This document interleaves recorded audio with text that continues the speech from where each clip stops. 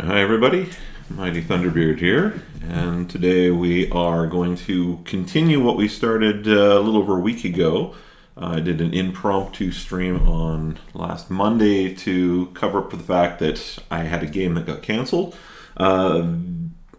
Apparently people were interested in seeing me just review through some of Tasha's, so we're going to continue doing that tonight. So we want to look through what we looked at last time. Really wasn't an awful lot. Just a moment, just going to make a small, there we go. It looks like it's a little bit, yes, less blaring.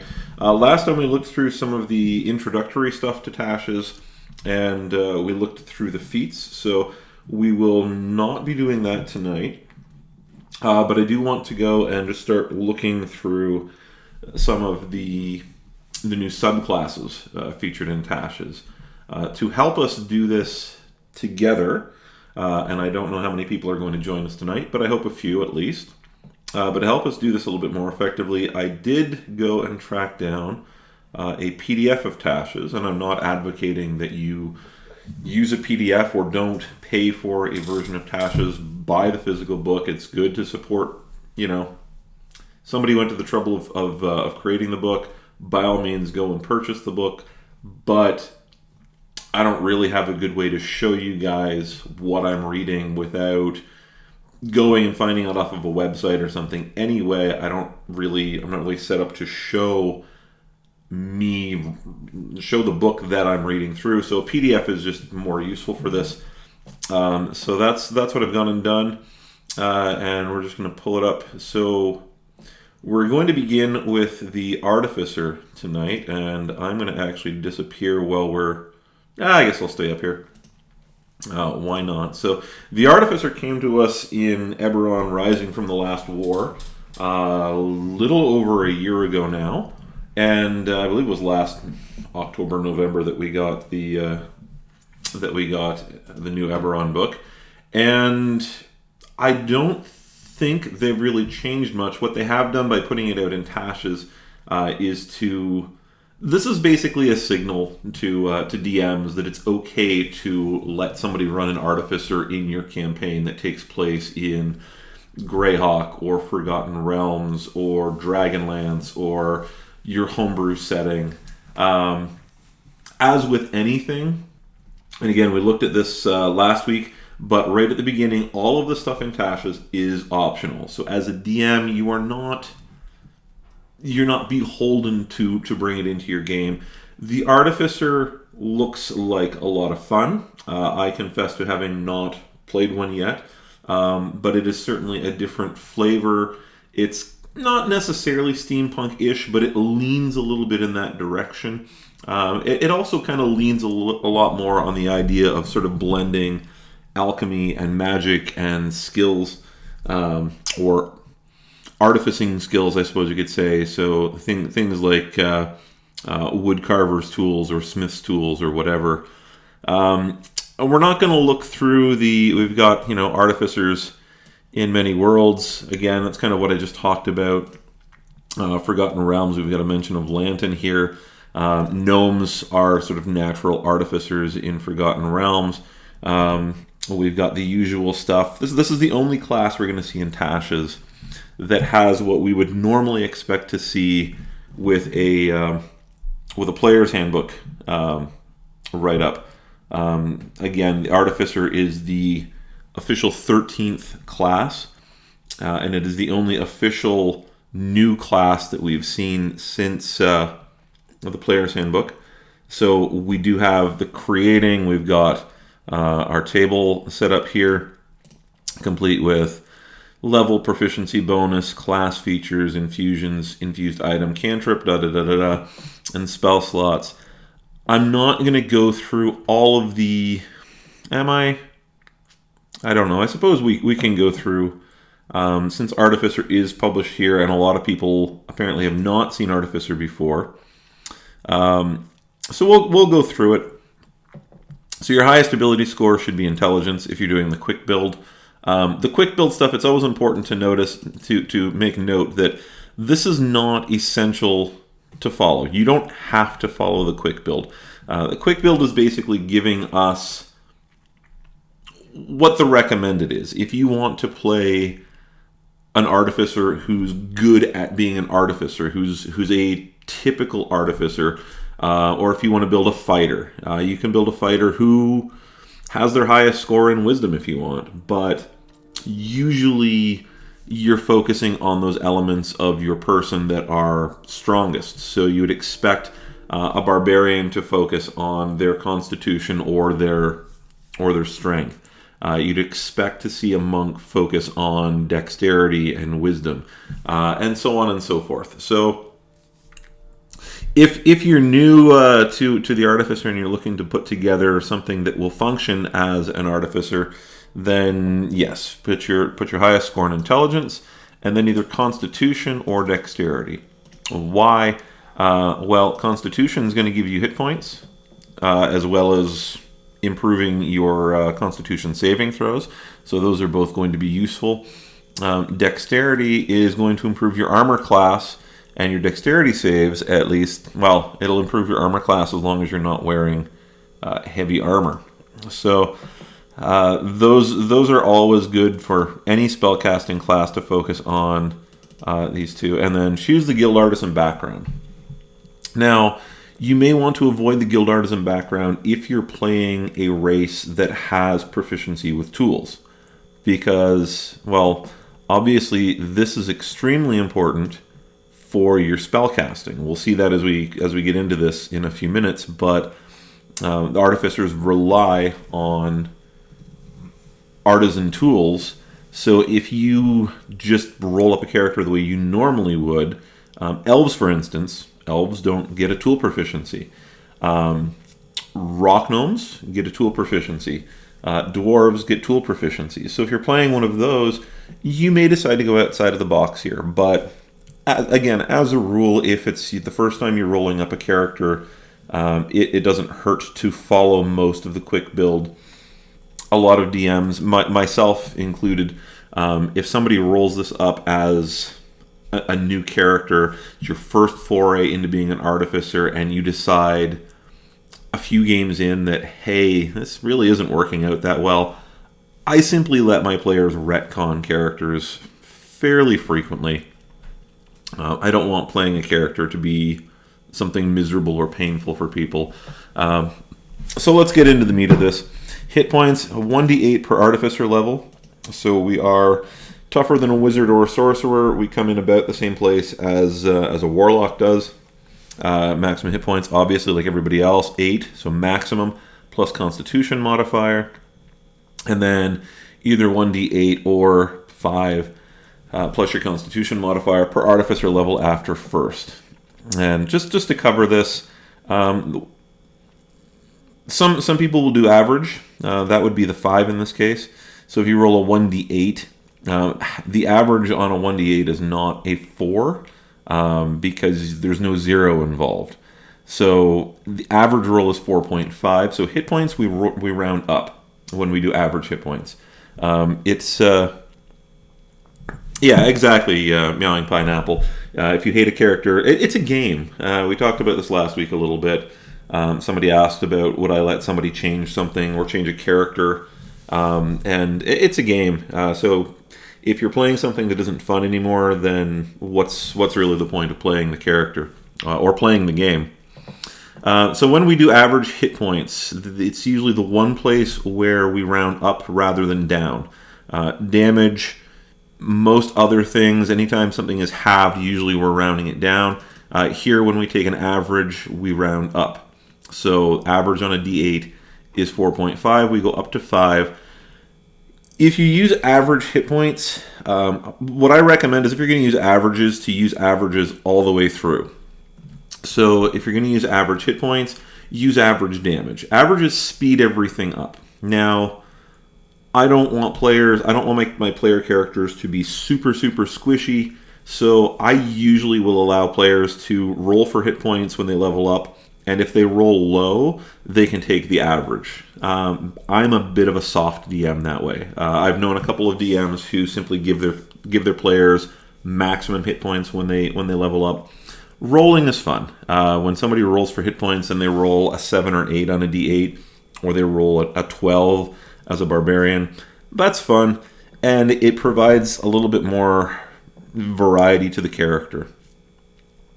All right, proficiencies. So whatever subclass of Artificer you are, you get proficiency with light armor, medium armor, and shields. So this is providing, you're a little better tankier, you're a little more tanky than most spellcasters are, or at least most arcane spellcasters.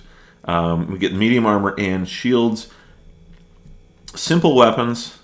Tools, so we get proficiency with Thieves' Tools, Tinker's Tools, one type of Artisan's Tools of your choice.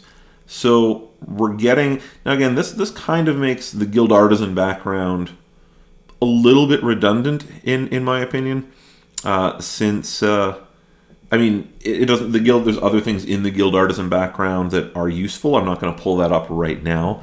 But in terms of the tool proficiency, we don't need that. In fact, we get Thieves' Tools, Tinker's Tools, and one type of Artisan's Tools. So you're actually quite well set in terms of tools. Bring along an Artificer in lieu of a rogue or somebody with the... there's a number of different classes, races, and there's a lot of different ways to get Thieves' Tools proficiencies. But this one is certainly one of the more interesting ones.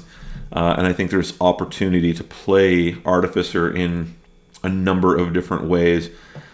Saving throws, proficiency in Constitution and Intelligence saves.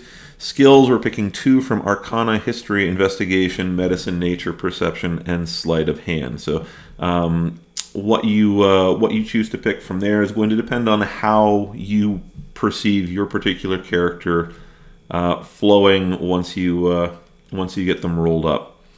We're not going to read through the... we do... Actually, this is worthwhile.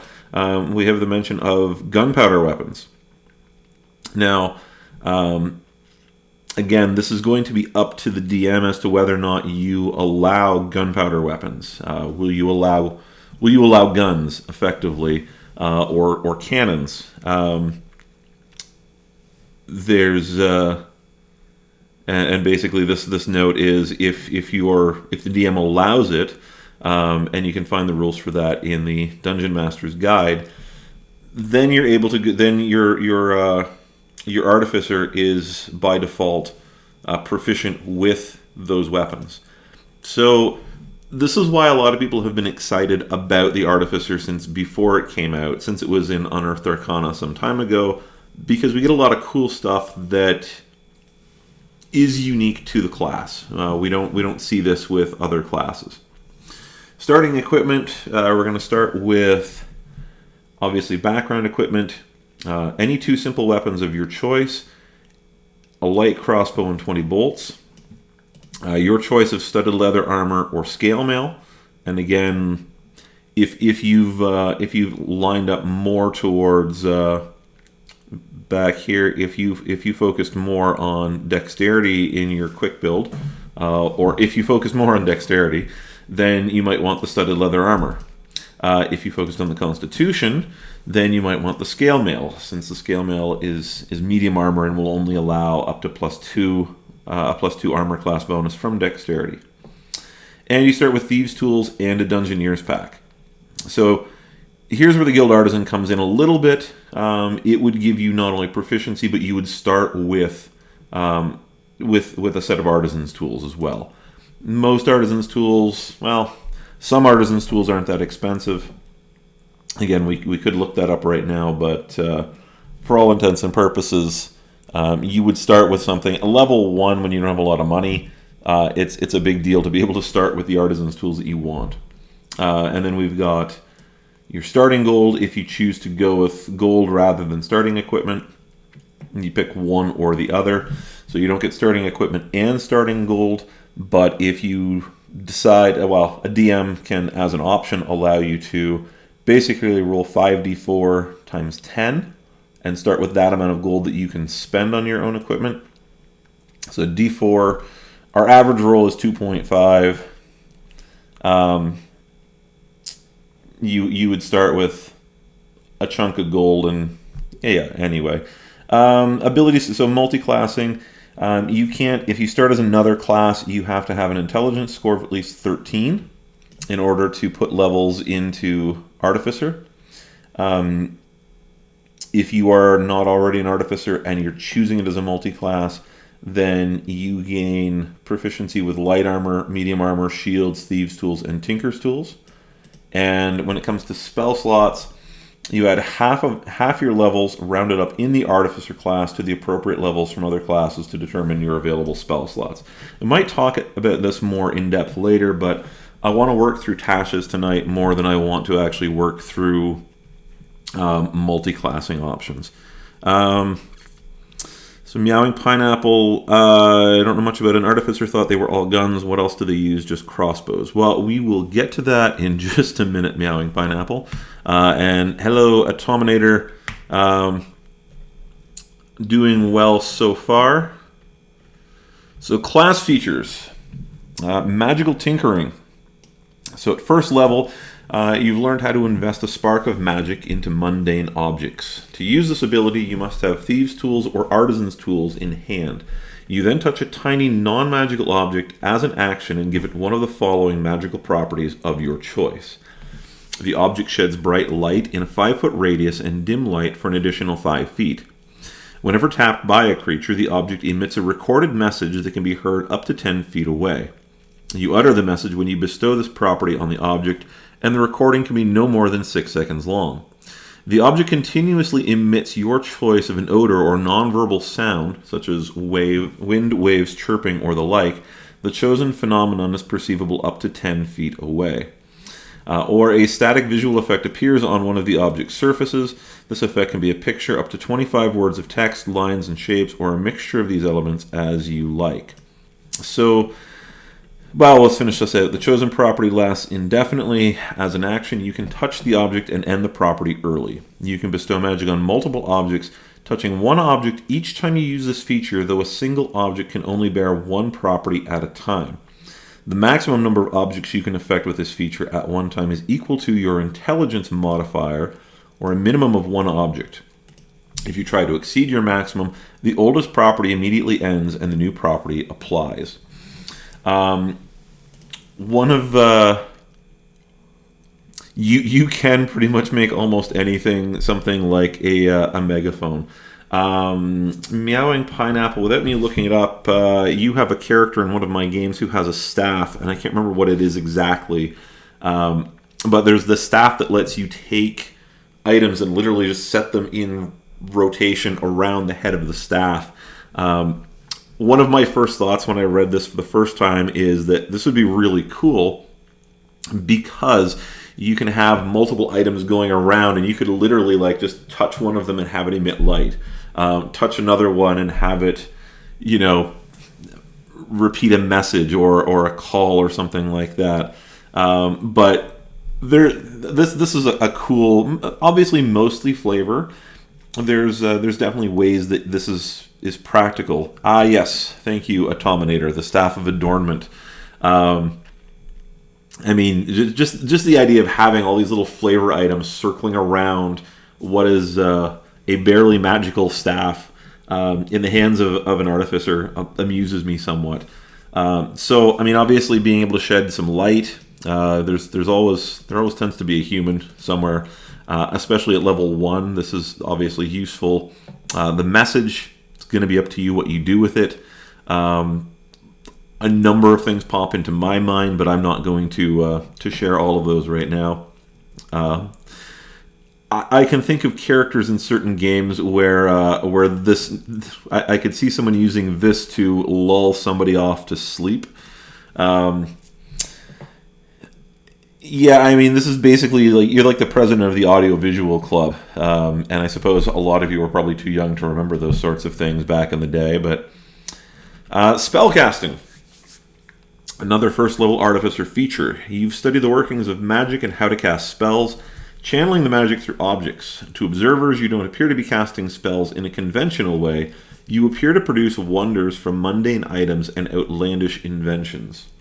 So this is going to have a bit more flavor than, or specific flavor than a lot of other spellcasters might. Presumably, a sorcerer, a warlock, a wizard, and a bard would all cast the same spell in the same way. Artificers, flavor-wise, come about a little bit differently. So, tools required. You produce your artificer spell effects through your tools. You must have a spellcasting focus, specifically thieves' tools or some kind of artisan's tools, in hand when you cast any spell with a spellcasting feature, meaning the spell has a material or an M component when you cast it. You must be proficient with the tool to use it in this way. And then it's going to give us a reference to the player's handbook for descriptions of those tools. After you gain the infuse item feature at 2nd level, you can also use any item bearing one of your infusions as a spellcasting focus. So again, rather than using some bards can use, or some subclasses can use weapons as spellcasting focuses. Ordinarily, you're using either the actual spell component or an arcane focus or a component pouch, or if you're a cleric, it could be a holy symbol. In this case, you can use your, let's say you've got smithing tools, you can use your blacksmith hammer to cast your arcane spells with. And we'll deal with that up here as well in the little sidebar. As an artificer, you use tools when you cast your spells.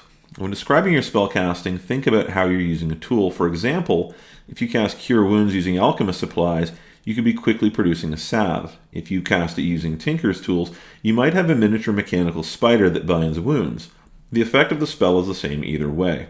Such details don't limit you in any way or provide you with any benefit beyond the spell's effects. You don't have to justify how you're using tools to cast a spell, but describing your spell casting creatively is a fun way to distinguish yourself from other spellcasters.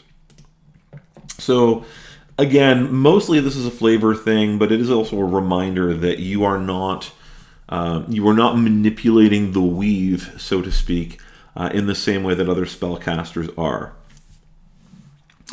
Cantrips, or 0-level spells. You know 2 cantrips of your choice from the Artificer spell list.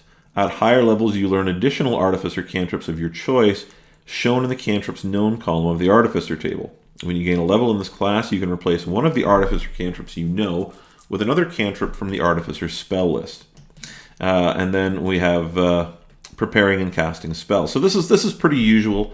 If we go back to that Artificer spell list and we look at cantrips known, we get 1st level, proficiency bonus is 2, we get magical tinkering and spell casting, and we have 2 cantrips that we know. So we're not cantrip heavy here. In fact, we're only going to get up to 4 by the time we get down to 20th level, but cantrips are not going to be the way that we see a lot of power come in through the Artificer. Preparing and casting spells. This section is always important to read when you're playing a spellcaster because it's different for pretty much every spellcasting class. There's some overlap between some and some similarities between some, but there's really no 2 that do it exactly the same. At least I don't think so. Probably... No, there's really no 2 that do it exactly the same. So the Artificer table shows how many spell slots you have to cast your Artificer spells. So we already looked at that. Well, we didn't point it out, but we've looked at the table. To cast one of your Artificer spells of 1st level or higher, you must expend a slot of the spell's level or higher. You regain all expended spell slots when you finish a long rest. So this is pretty standard. You expend a spell slot to cast a spell of that level. So if you have a 1st level spell slot, you can expend that to cast a 1st level spell. If you have a 2nd level spell slot, you can use that to cast a 1st or 2nd level spell. Once you've used the spell slot, it's no longer available to you until you regain it in one way or another. And how you regain spell slots is going to be based on what class you are, what features you have, and the description of preparing and casting spells. So again, very important to read for every spellcasting class. You prepare the list of Artificer spells that are available for you to cast choosing from the Artificer spell list. When you do so, choose a number of Artificer spells equal to your intelligence modifier plus half your Artificer level rounded down, the minimum of 1 spell. The spells must be of a level for which you have spell slots. So if you have an intelligence, so at first level, if you have an intelligence modifier of +3 is usually, I would say it's pretty standard for most casters at first level, unless you're using standard scores and you're going with a bit of a different type of build. For example, if you're going with, well, let me back up a little bit. Most of the time, most people will put together a caster. Particularly if you're using standard scores. Standard scores is 115, 114, 113, 112, 110, and an 8. Most people building an Artificer, for example, would put their 15 into intelligence and then would probably play, I think in most cases, a race that gives them at least another +1 to their intelligence, so they would end up with a +3. Now, you don't have to do that. You could decide that you're going to play as a half-orc who's an Artificer, and half-orcs don't get a bonus to their intelligence, or you might decide that you want to be a dwarf for some reason. It's perfectly fine. You can get outside of the mold and power building and all that stuff, or min-maxing. But what that means is in that case you would only end up with a +2, but +3 is probably average. And if you're rolling for stats, which I usually allow, most of my players like to roll because, hey, you can do significantly better than a 15.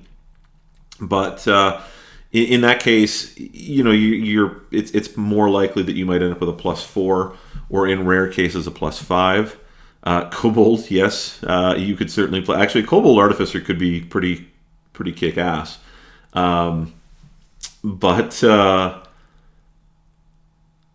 Yeah, so if you're playing a first-level Artificer and you have a +3 to your intelligence modifier, and half of your Artificer level rounded down is going to be 0. 1 divided by 2 is 0.5, rounded down is 0. You get a minimum of 1 spell. So what that means is that if you have an intelligence modifier of 1, so you decided for whatever reason that intelligence wasn't going to be important to you, or you're multi-classing, and you've got, say, 12 intelligence, so you have a modifier of 1, plus half your Artificer level, which in this case is 0, you still get 1 spell. The spell must be of a level for which you have spell slots. So if you are, let's say, level 5, let's go back to our table again. So at level 5, we're just looking for spell slots. We have 4 first level spell slots, and we have 2 second level spell slots. And we would be able to, again, with a +3 to our intelligence, we would get 3 plus 2 from our Artificer, because 5 divided by 2 is 2.5, rounded down. So we would have a total of 5 spells that we can prepare, and we have, in that case, 6 spell slots that we can expend to cast them. So, bit of a different spell casting class in the sense that we actually end up with more spell slots than we do spells prepared. At least using standard scores and at using 5th level as an example.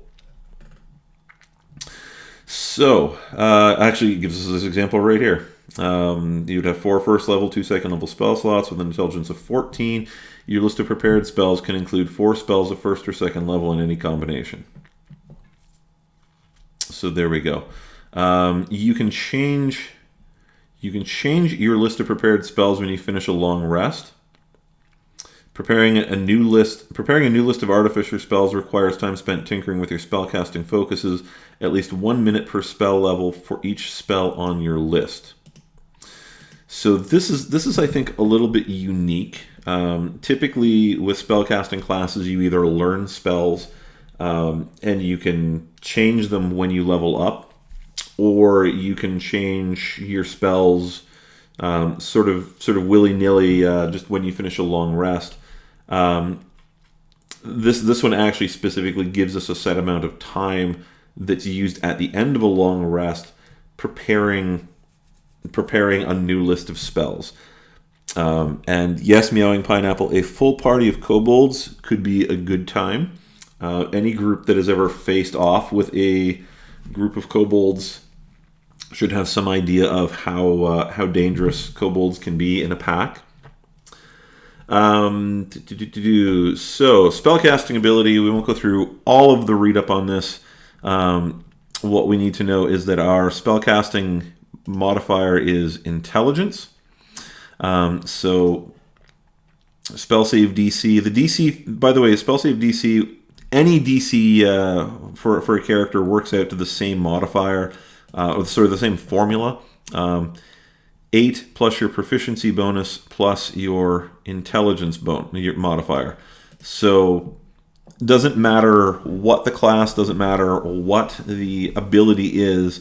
When you set a DC, it is, so far in 5th edition, universally 8 plus your proficiency bonus plus your intelligence modifier. So even if you don't improve your intelligence as you level up, when your proficiency goes up at level 5, level 9, so on and so forth, your spell save DC is going to go up, so will your spell attack modifier.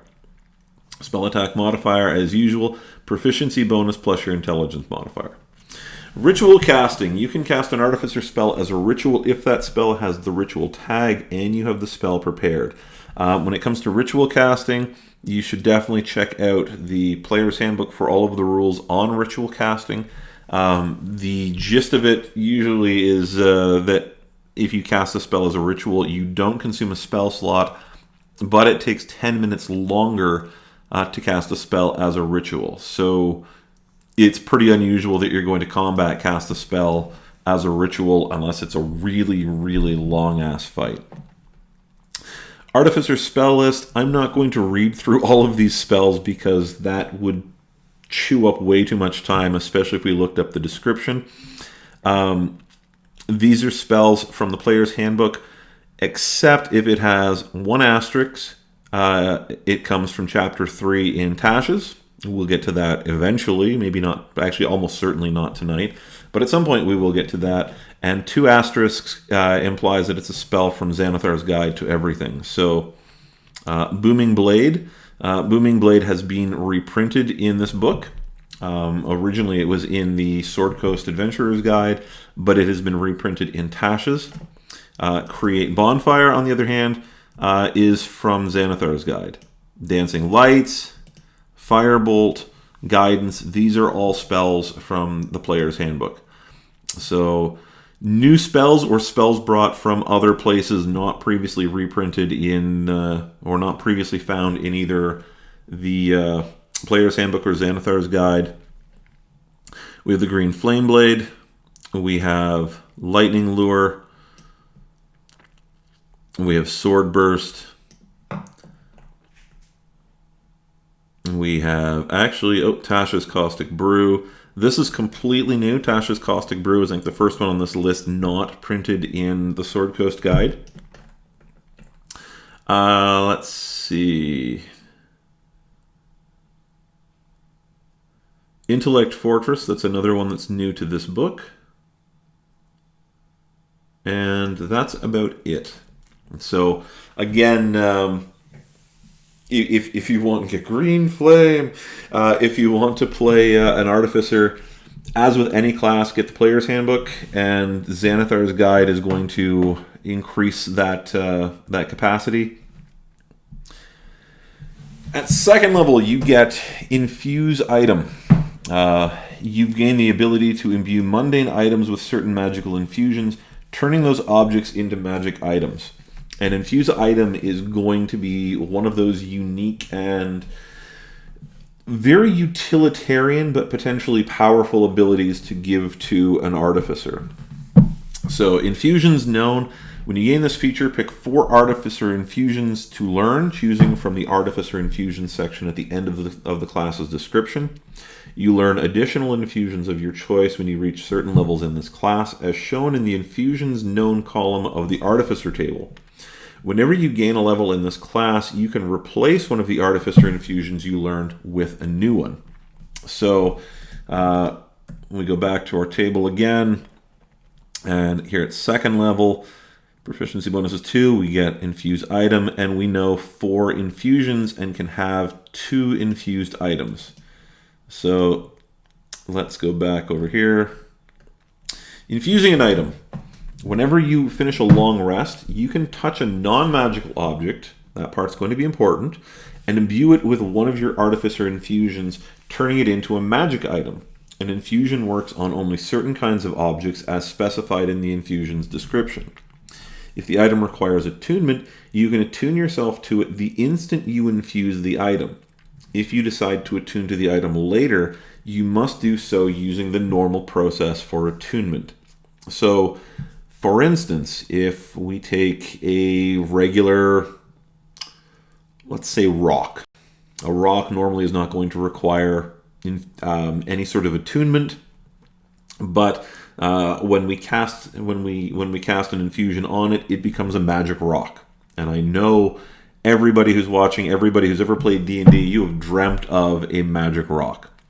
Okay, if you cast an infusion on that magic rock where the infusion requires attunement to the item, if you cast it on it with the intention of keeping the rock for yourself, you are automatically attuned to it. But if I give the rock to somebody else, they have to attune to it as normal, and if they give it back to me later, or if I just put it in my pack and pull it out at a later point in time, then I need to attune to the rock, which requires a short rest to do so.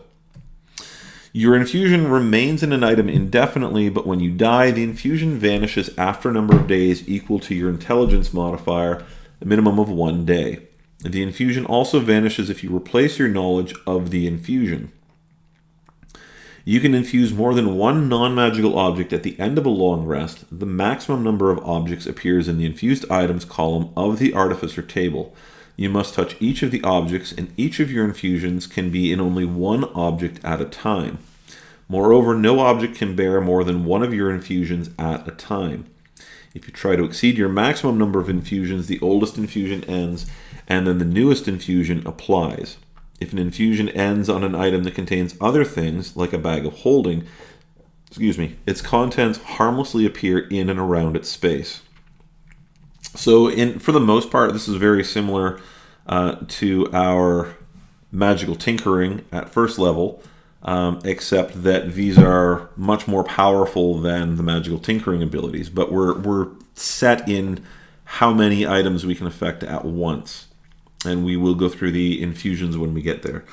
Artificer Specialist. So this is what you get this is one of the things you get at 3rd level. Choose the type of specialist you are: alchemist, armorer, artillerist, or battlesmith. And okay, each of which is detailed after the class's description. Your choice grants you features at 5th level and again at 9th and 15th level. The right tool. So these are our subclasses here under Artificer Specialist, and we'll see those again at the back end. Sorry, Meowing Pineapple. It says harmless, but what if you have giant objects in that bag and the infusion wears off while you are in a small room? Yeah, there can be effects to that. I think the idea is that. If, where was that? That was over here. Yes, if the infusion wears off, the bag doesn't explode or anything like that. The effect itself isn't harmful. So there's no saving throws required. There's no damage as a result of the infusion ending. But yes, if you happen to have large items or heavy items in a bag of holding, if you've trapped yourself in the equivalent to an elevator shaft, and you've maxed out the space in your bag of holding, and an infusion ends on it, then yes, there could be effects. But those effects are they're linked to. It's not the effect of the infusion ending. It's an event triggered by the infusion ending. So it's kind of like that one step of separation in there. So yes, you're right. We'll look at the infusions and definitely see if there's any specific questions that would apply to them. We get the right tool for the job. Also at 3rd level, you've learned how to produce exactly the tool you need. With thieves' tools or artisans' tools in hand, you can magically create one set of artisans' tools in an unoccupied space within 5 feet of you. This creation requires 1 hour of uninterrupted work, which can coincide with a short or long rest. Though the product of magic, the tools are non-magical and they vanish when you use this feature again. So this is a really cool utility feature. This literally means that if you are deep underground or deep in a dungeon someplace, and you think that you could maybe destroy a lock, or you could destroy some bars if you just had blacksmithing tools, or you could make something if you only had blacksmith tools. You can actually spend an hour as part of a long, or, well, it doesn't have to be, but it could be part of a long or short rest. And in an hour, you can magically create whatever tools you need, and they last up until you use this feature again. Some tools have a fair bit of weight to them. Actually, I have a player's handbook open here as well, so I'm just going to look up. Let's see if we can find our tools here. And there we go. So Tinker's tools, for instance, come in at £10 and cost 50 gold pieces. Alchemist supplies cost 50 gold and weigh 8 pounds. So if you're tight on money, you could quite easily pick cook's utensils are 1 gold piece. Wood carver's tools, 1 gold piece, weighs 5 pounds. And you can create another set of tools, literally whatever you need, whenever you need it. It just is going to take you an hour, but you can get there given time, and no materials whatsoever other than you need thieves' tools or artisans' tools. And remember, we start with thieves' tools, so we're doing pretty well in here. Level 4, we get an ability score improvement as per usual. All classes get ability score improvements at level 4, 8, 12, 16, and 19. And so you can increase 1 ability score of your choice by 2, or you can increase 2 ability scores of your choice by 1. You can't increase an ability score above 20 using this feature. And this is where, if your DM allows feats, when you get an ability score improvement, you can choose a feat instead. And we actually looked last week at the feats from Tasha's guide, or Tasha's Cauldron. So if your DM allows those, the player's handbook and Tasha's Cauldron both have class feats, or just general feats, I suppose, more appropriately. Xanathar's guide has racial feats, which, if anybody from Wizards of the Coast ever happens to see this, yes, we want more racial feats, particularly for the races that were released with Volo's Guide to Monsters. There's some really cool racial feats, and I think it's safe to say that most people who've looked at them find something that they like. 6th level, we get tool expertise. Your proficiency bonus is now doubled for any ability check you make that uses your proficiency with a tool. So rogues and bards in particular get expertise. There's various other subclasses and feats that will give you, whether they call it expertise or not, you double your proficiency bonus to a particular skill check.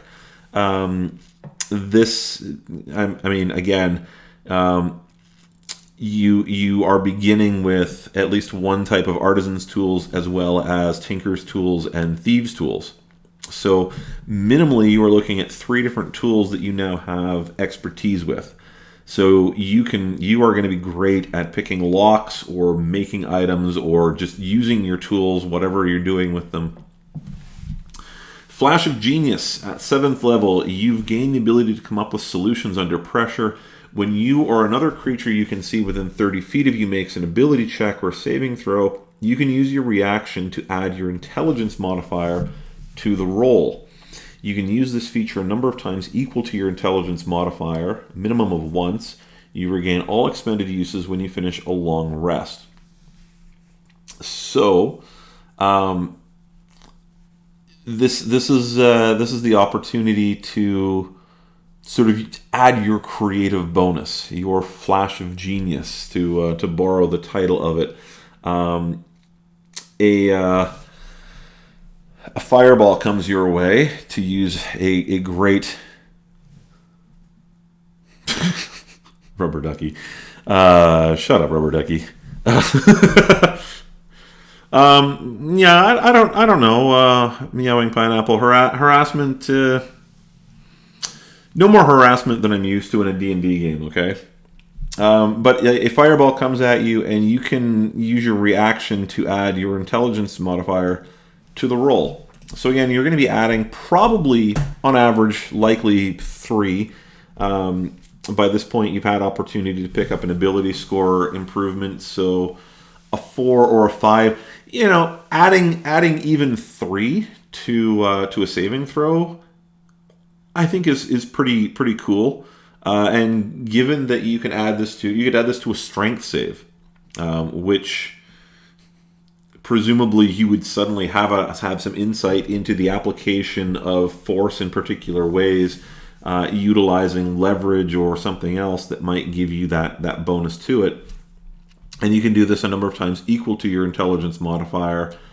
So whether not an attack roll, but ability checks and saving throws.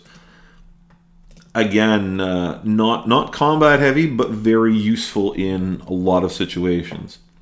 Magic Item Adept, 10th level. You've achieved a profound understanding of how to use and make magic items. You can attune up to 4 magic items at once. I've just made most D&D players chub up a little bit. If you craft a magic item with a rarity of common or uncommon, it takes you a quarter of the normal time and costs you half as much of the usual gold. So we're definitely at this point defining the Artificer as here. This is actually the first place where I think we really get into artificing. Now, in terms of crafting magic items, at least up until this point, we've not seen a lot in terms of rules on creating magic items. But if you do, you can do it much faster. One of the things that might imply is that this could be the first D&D class that has the opportunity to actually make real money, and that, of course, is going to be a matter of interest between players and DMs. Level 11, we get spell storing item. Anyone who's ever seen a ring of spell storing, this is going to suddenly have obvious interest to you. You can now store a spell in an object. Whenever you finish a long rest, you can touch one simple or martial weapon or one item that you can use as a spellcasting focus, and you store a spell in it, choosing a 1st or 2nd level spell from the Artificer spell list that requires one action to cast. You needn't have it prepared. So, how useful is this? Well, first of all, it's a 1st or 2nd level spell from the Artificer list that requires an action to cast. So no bonus action, right? So this means it's not a bonus action. It's nothing with a longer casting time, nothing that casts us 10 minutes or an hour, anything like that. 1st or 2nd level spell, Artificer spell list, one action casting time. You can cast it, you can imbue this spell, one use of this spell, in a simple or a martial weapon, or one item that you can use as a spellcasting focus. Now, I wish that Wizards was more in the habit of using commas or clarifying this. This could potentially read as a simple or martial weapon that you can use as a spellcasting focus, but that doesn't seem to fit, so I'm going to assume that this is literally any simple or martial weapon or one item that you can use as a spellcasting focus. What this means is you can look at one of your companions who's using a great axe or a club or a longsword or a bow or any item that you can use as a spellcasting focus. Now remember, if you have somebody else in the group, you can use Artificer tools as a spellcasting focus. So if you happen to have a dwarf, let's say you've got proficiency in smithing tools. If you have a dwarf in the group who's a fighter or a barbarian or somebody who doesn't normally cast spells, and they have proficiency with the same tools, you can cast this spell into their tools. It doesn't specify that these have to be your tools, but it does have to be tools that you can use. You can cast the spell into somebody's weapon, or you can cast it into somebody else's tools or your own tools. And obviously just the ability to have one spell that you can cast without having to use a slot is a very useful ability indeed. While holding the object, a creature can take an action to produce the spell's effect from it using your spellcasting ability modifier. If the spell requires concentration, the creature must concentrate. The spell stays in the object until it's been used a number of times equal to twice your intelligence modifier, a minimum of twice, or until you use this feature again to store a spell in an object. So this is a bit different than the Ring of Spell Storing. This isn't a single use of a spell. If we let's go back to that spellcasting list and let's find. Well, we've got a lesser restoration right here at the top, or we could pick something that's maybe damaging, or let's see. Well, we've got Jump. Jump's a good utility spell. Sanctuary is a good spell for kind of hiding from your foes for a while. Cure Wounds is certainly a useful one. So let's say we run with Cure Wounds on this. And let's again run with that average of an intelligence modifier of +3. The spell stays in the object until it's been used a number of times equal to twice your intelligence modifier. So if you have an intelligence modifier of 3, that means that the spell is in the object until it's been cast 6 times, or until you use this feature again to store a spell in an object. So you could have a non-spellcaster running around with the ability to cast Cure Wounds up to 6 times. Potentially as a second level spell, because it's first or second level spells. Yeah, exactly, Meowing Pineapple. Cure Wounds is always a good oh shit spell. It never hurts to be able to heal someone or yourself in a pinch, especially if you have a dedicated healer if they go down. And one of the things I think about an Artificer is it goes a little bit further to removing the necessity of having a dedicated healer. As an alchemist, by the time you're level 7 here, I think this was level 11. So by level 11, you don't need to focus on healing other people. You can cast this on somebody else and have them heal other people. Magic Item Savant. At 14th level, your skill with magic items deepens. You can attune up to 5 magic items at once. You ignore all class, race, spell, and level requirements on attuning to or using a magic item. So literally, you can pick up almost any magic item and attune to it. Now, it doesn't remove restrictions, it just removes requirements. So if you find plate armor +2 or plate armor resistance or something like that, it does not remove It does not mean that you still can't wear it, but you can potentially, I suppose you could still attune to it. You just wouldn't have proficiency with it. But if it's a warlock only item, or it's a dwarf specific item, or requires the ability to cast a particular spell, or requires you to be level 17 or level 20 or something like that, to attune to or use it, you remove that limitation. So you have the greatest understanding of magic items in D&D, at least in print at this point. 18th level, you get Magic Item Master. You can now attune up to 6 magic items at once.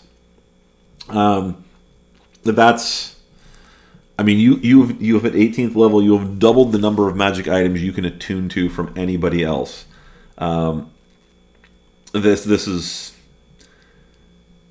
This really is an incredible feature, especially when you understand the role of attuning as something that typically limits players. Again, I'm looking at this from a DM perspective, and I have players who I know would love to attune to 6 magic items.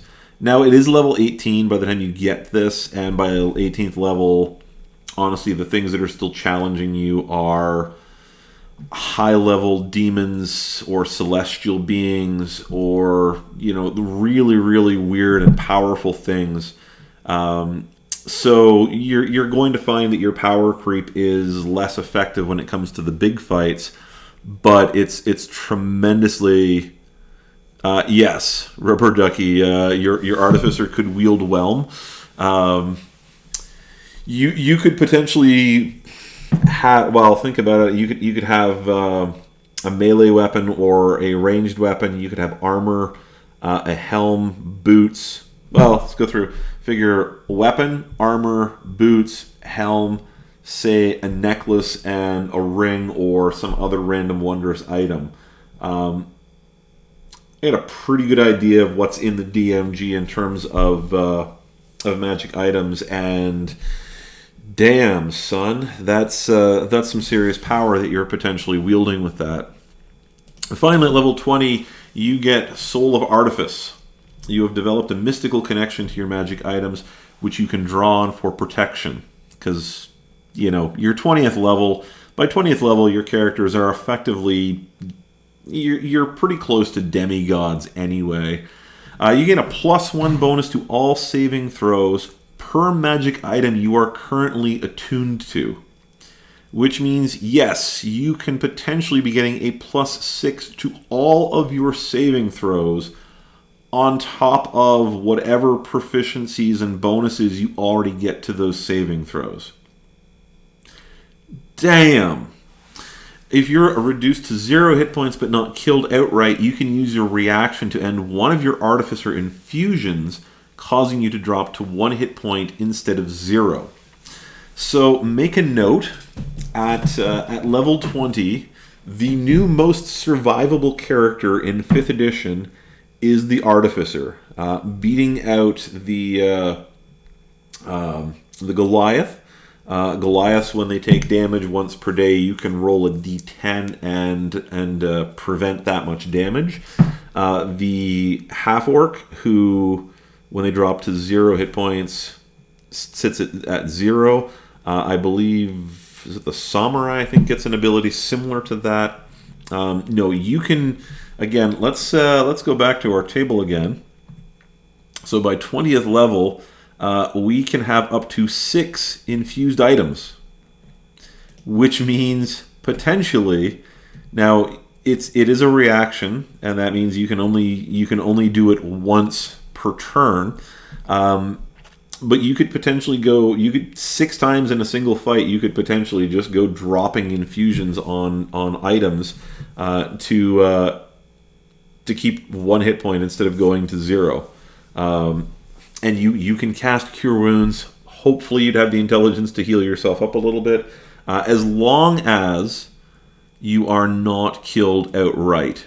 So again, if you go below, if you're reduced to 0 and the remaining damage is equal to your maximum hit points, you can't use this feature. You're dead. But If you would be knocked unconscious but not killed outright, you can sit at 1 hit point. All right.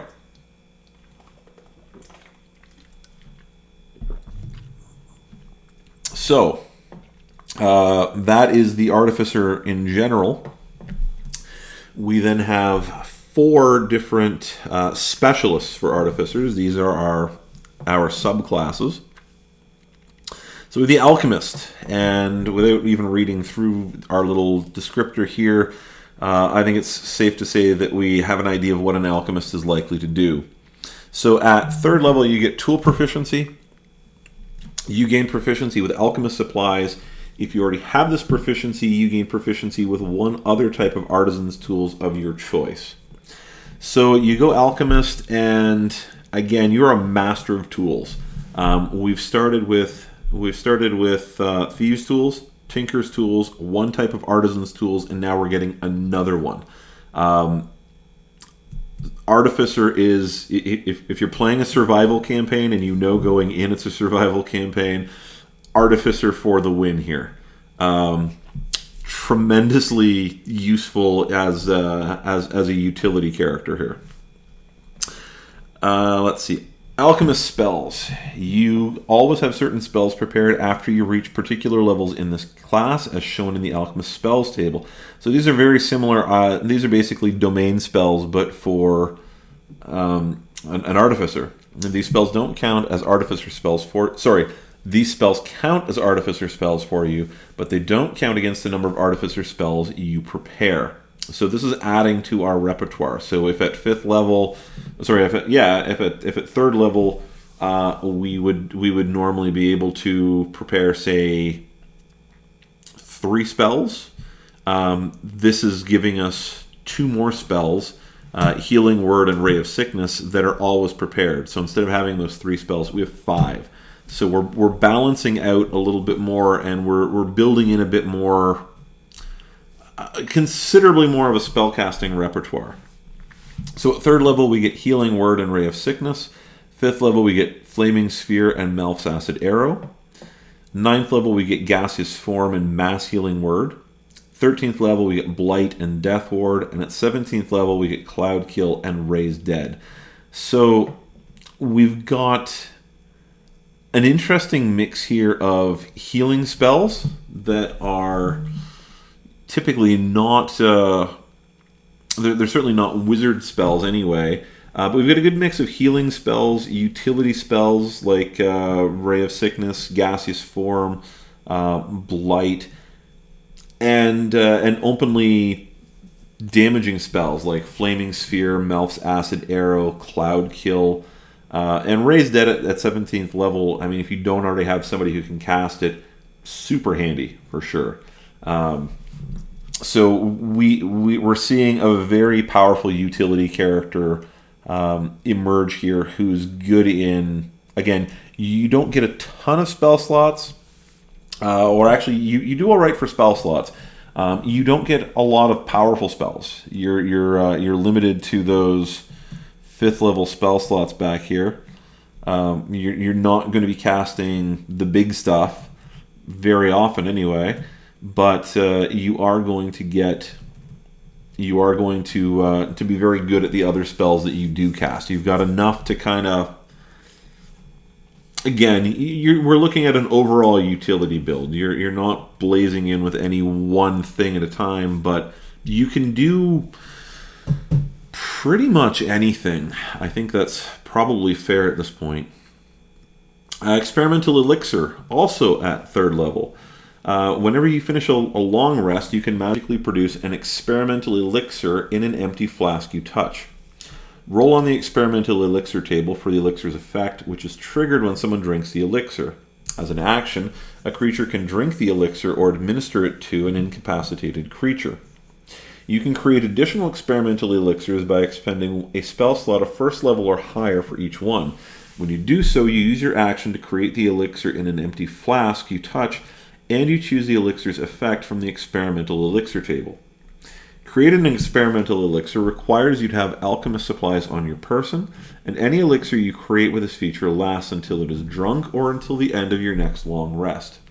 When you reach certain levels in this class, you can make more elixirs at the end of a long rest, 2 at 6th level and 3 at 15th level. Roll for each elixir's effect separately. Each elixir requires its own flask. Alright, so again, well, actually, before we talk, let's go down a little bit further. So I love anything that involves a roll. And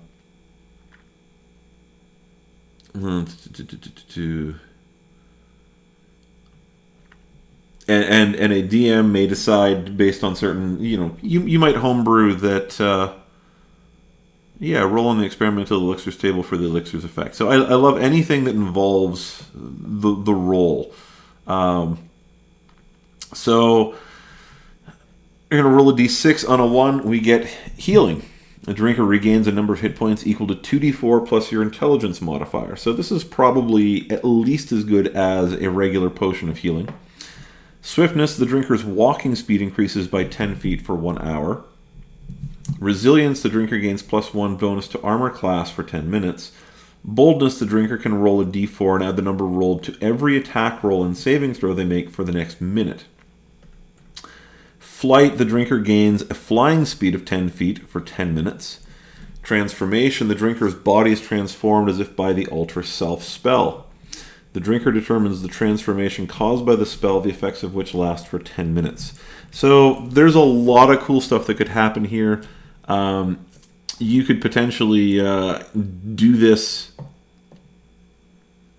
I just want to trigger.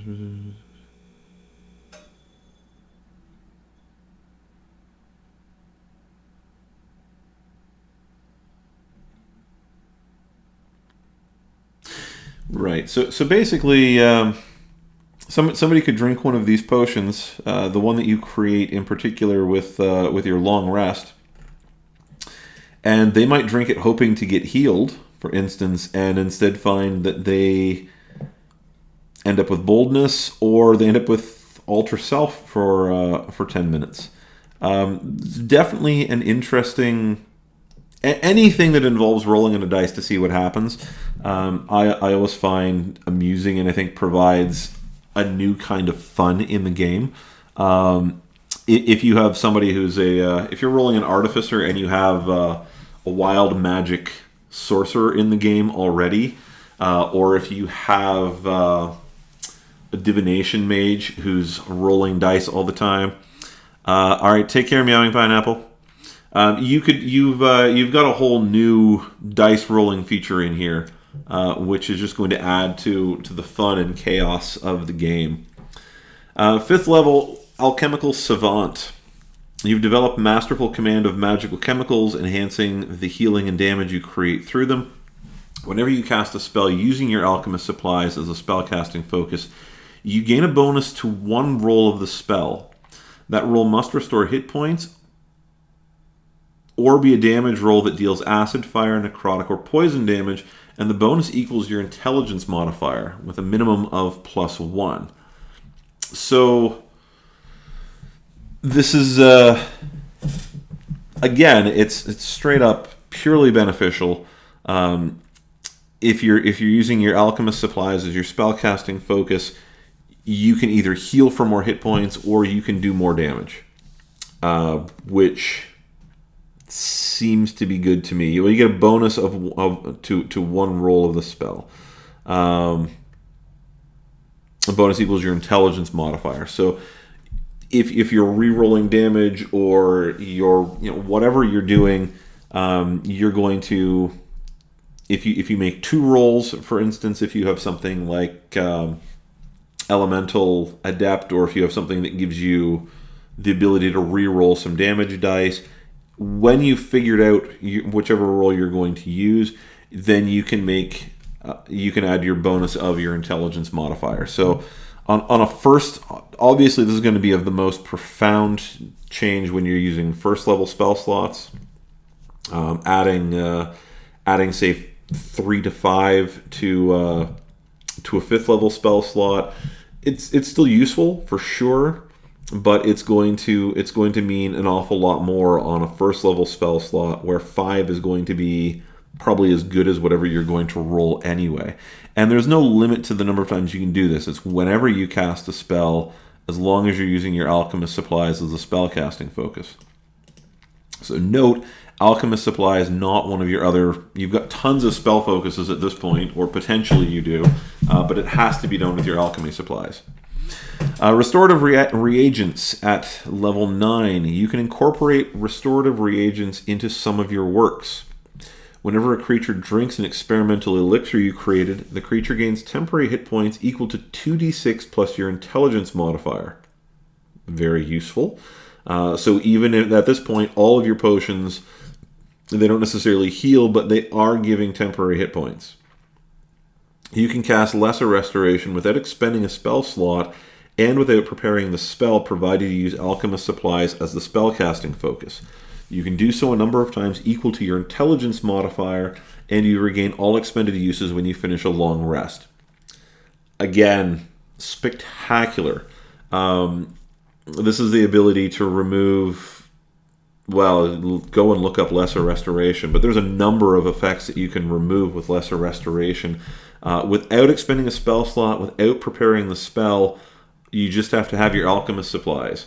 And yeah, it's great. I mean, clerics wish they could do this. Chemical Mastery, 15th level. You've been exposed to so many chemicals that they pose little risk to you, and you can use them to quickly end certain ailments. You gain resistance to acid damage and poison damage, and you are immune to the poisoned condition. You can cast Greater Restoration and heal without expending a spell slot, without preparing the spell, and without material components, provided you use alchemist supplies as the spellcasting focus. Once you cast either spell with this feature, you can't cast that spell with it again until you finish a long rest. So before we go further, let's just stop and look at this. You are immune to the poison condition. This means it doesn't matter how much you drink, you cannot be intoxicated. This means that all of the creatures in the monster manual who have cool-ass effects that happen when they poison a creature, you are immune to these. You cannot be poisoned. You can still take poison damage and acid damage, but you get 2 resistances here. Remember that damage resistances in 5th edition don't stack. So if you're a dwarf or you are one of the variant tieflings who has resistance to poison damage, you don't stack those up and take, and have 75% or 100% resistance.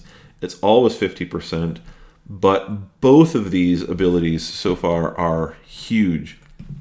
So that is the Alchemist. Definitely, I would define the Alchemist, I think, as a strong mix of healing and support character. Definitely you have potential to do some serious damage in there. I wouldn't say quite jack of all trades, although the Artificer in many ways kind of is. Not in the same way that a bard is a jack of all trades, to be sure, but in the sense that you certainly have access to spells and abilities that may help you control the battleground. They may help you they're definitely going to help you to heal. They're going to help you to hurt creatures. And you've got some very powerful healing features. All right, on to the Armorer. I'm just going to grab a sip of water here.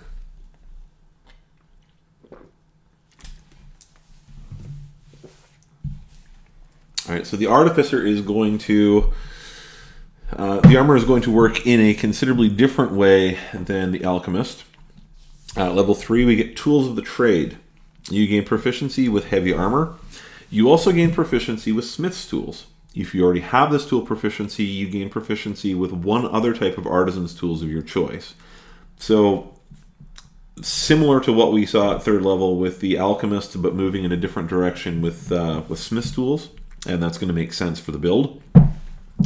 Armorer spells. You always have certain spells prepared after you reach particular levels in this class, yada yada yada. Again, we saw this for the Alchemist, but we have a different set of spells.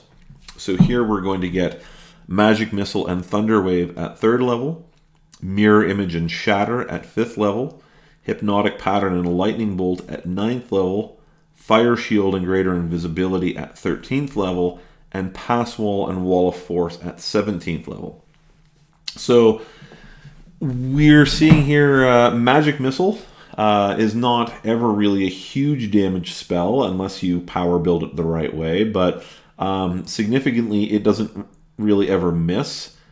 Shatter is small range, well, it's not small range, small area of effect compared to some other abilities, but magic missile, shatter, lightning bolt, those are definitely and to a different in a different way, wall of force.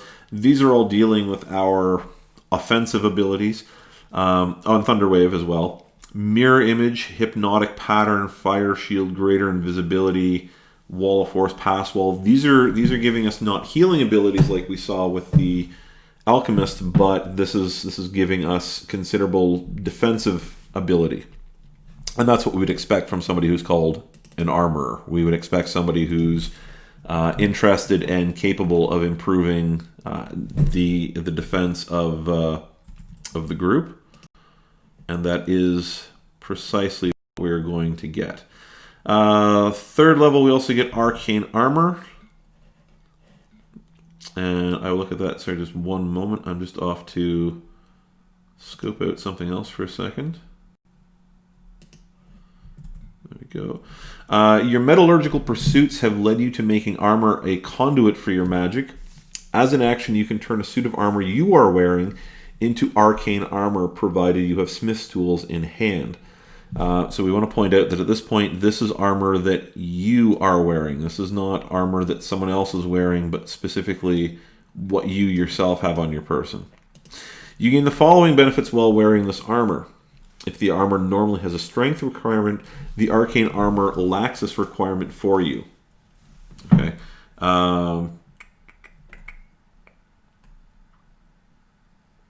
Right, so we now have proficiency with heavy armor. So, for instance, if we need 17 strength or 15 strength to wear a suit of heavy armor, we don't need that. You can use the arcane armor as a spellcasting focus for your artificer spells. This is a huge ability because if you actually read how spellcasting works, if there is a somatic component, that normally requires us to have a hand free or holding a spellcasting focus. What this means for the armorer is that you are able to, you could be dual wielding, or you could be going sword and board, shield and a weapon. You don't have to have, presumably, you don't necessarily have to have an empty hand to hold your spellcasting focus. Somatic components, you do still need to have a hand free, but you don't have to have picked up something else. So it is still very useful. The armor attaches to you and can't be removed against your will. So if you are captured, if you are knocked out, if you are whatever, somebody can't remove the armor from you. You're not going to wake up in a prison naked and chained to a wall. You might be chained to the wall, but presumably you're not still naked. It also expands to cover your entire body, although you can retract or deploy the helmet as a bonus action. The armor replaces any missing limbs, functioning identically to a limb it replaces.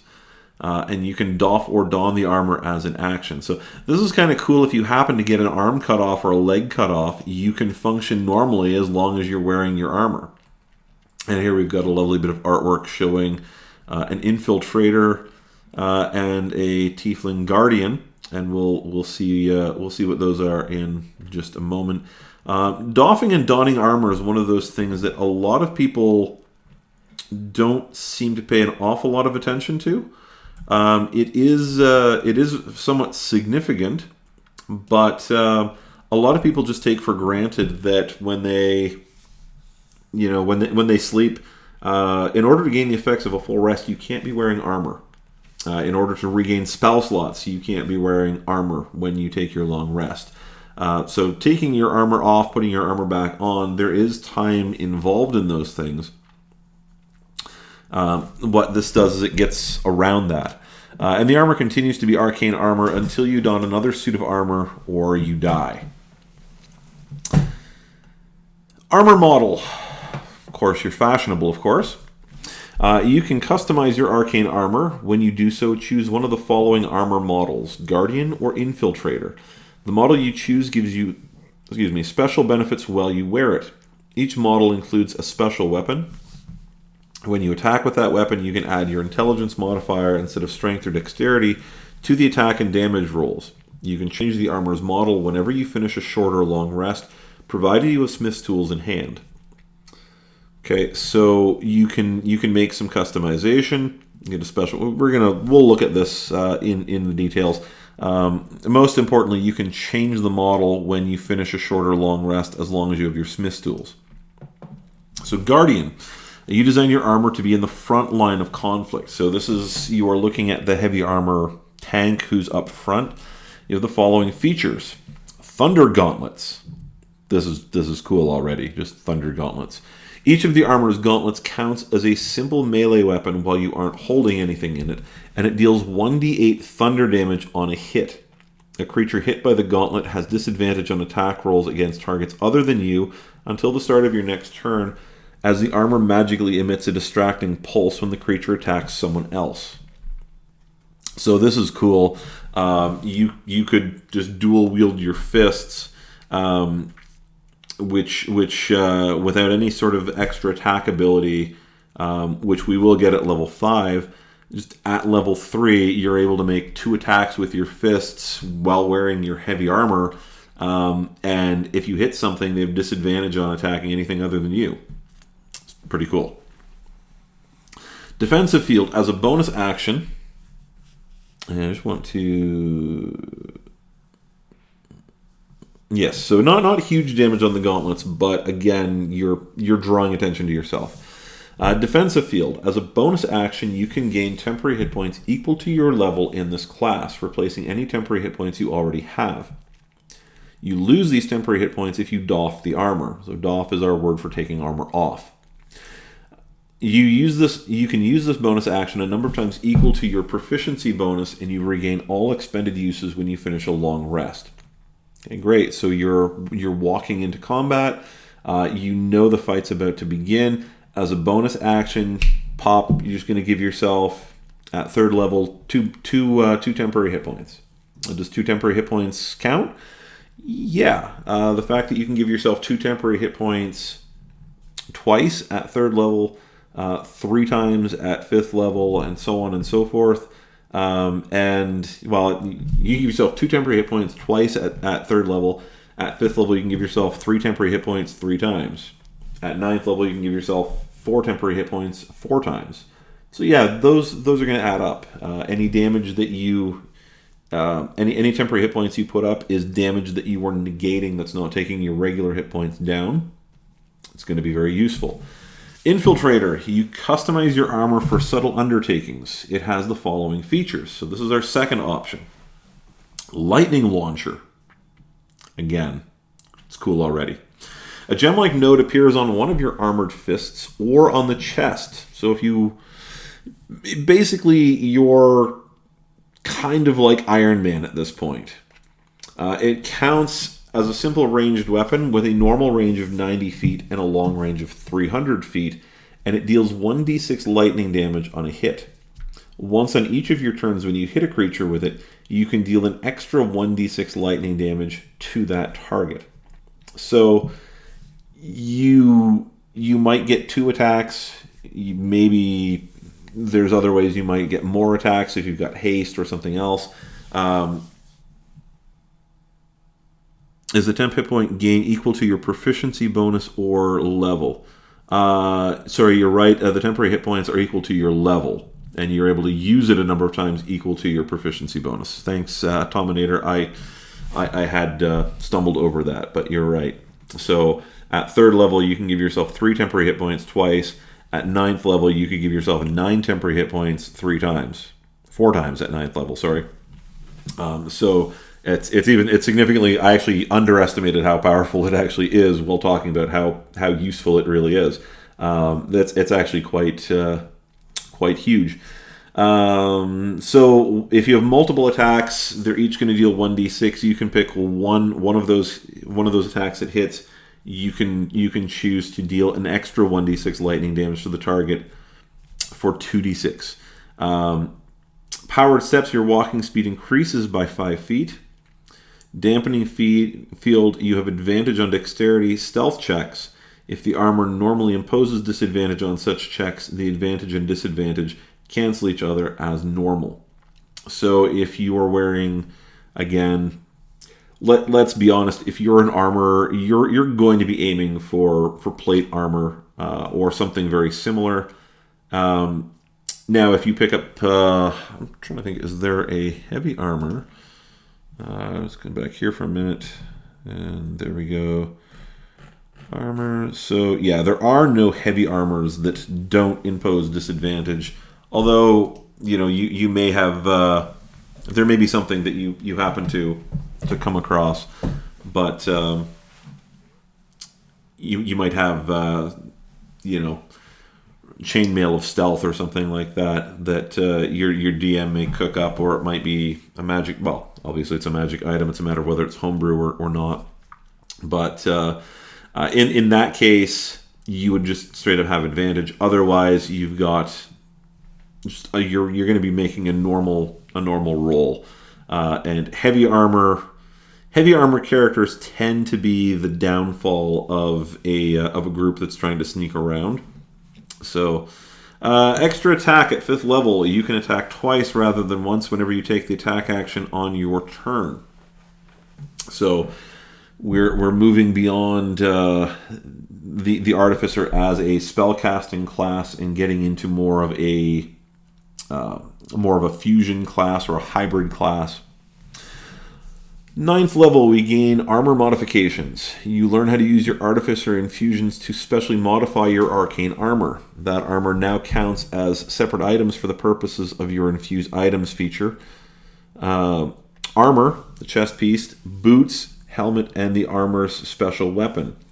Each of those items can bear one of your infusions, and the infusions transfer over if you change your armor's model with the armor model feature.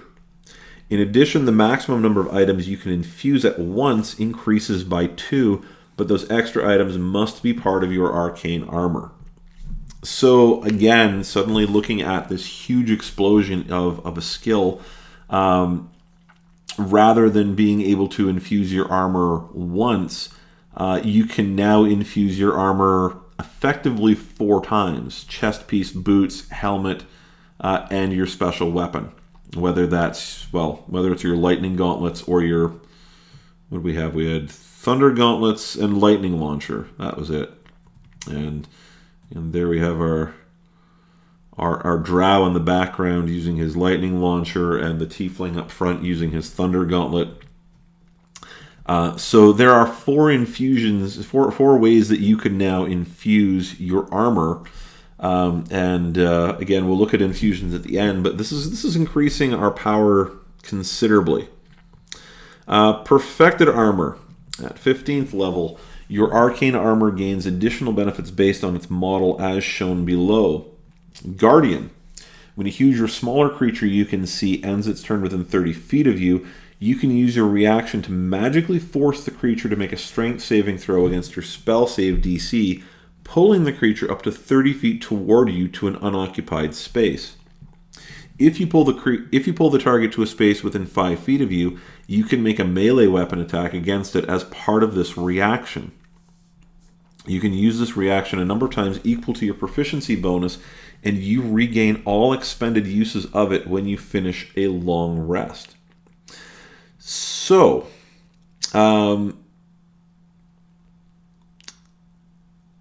when a huge or smaller creature ends its turn within 30 feet of you. So this is at the end of a turn.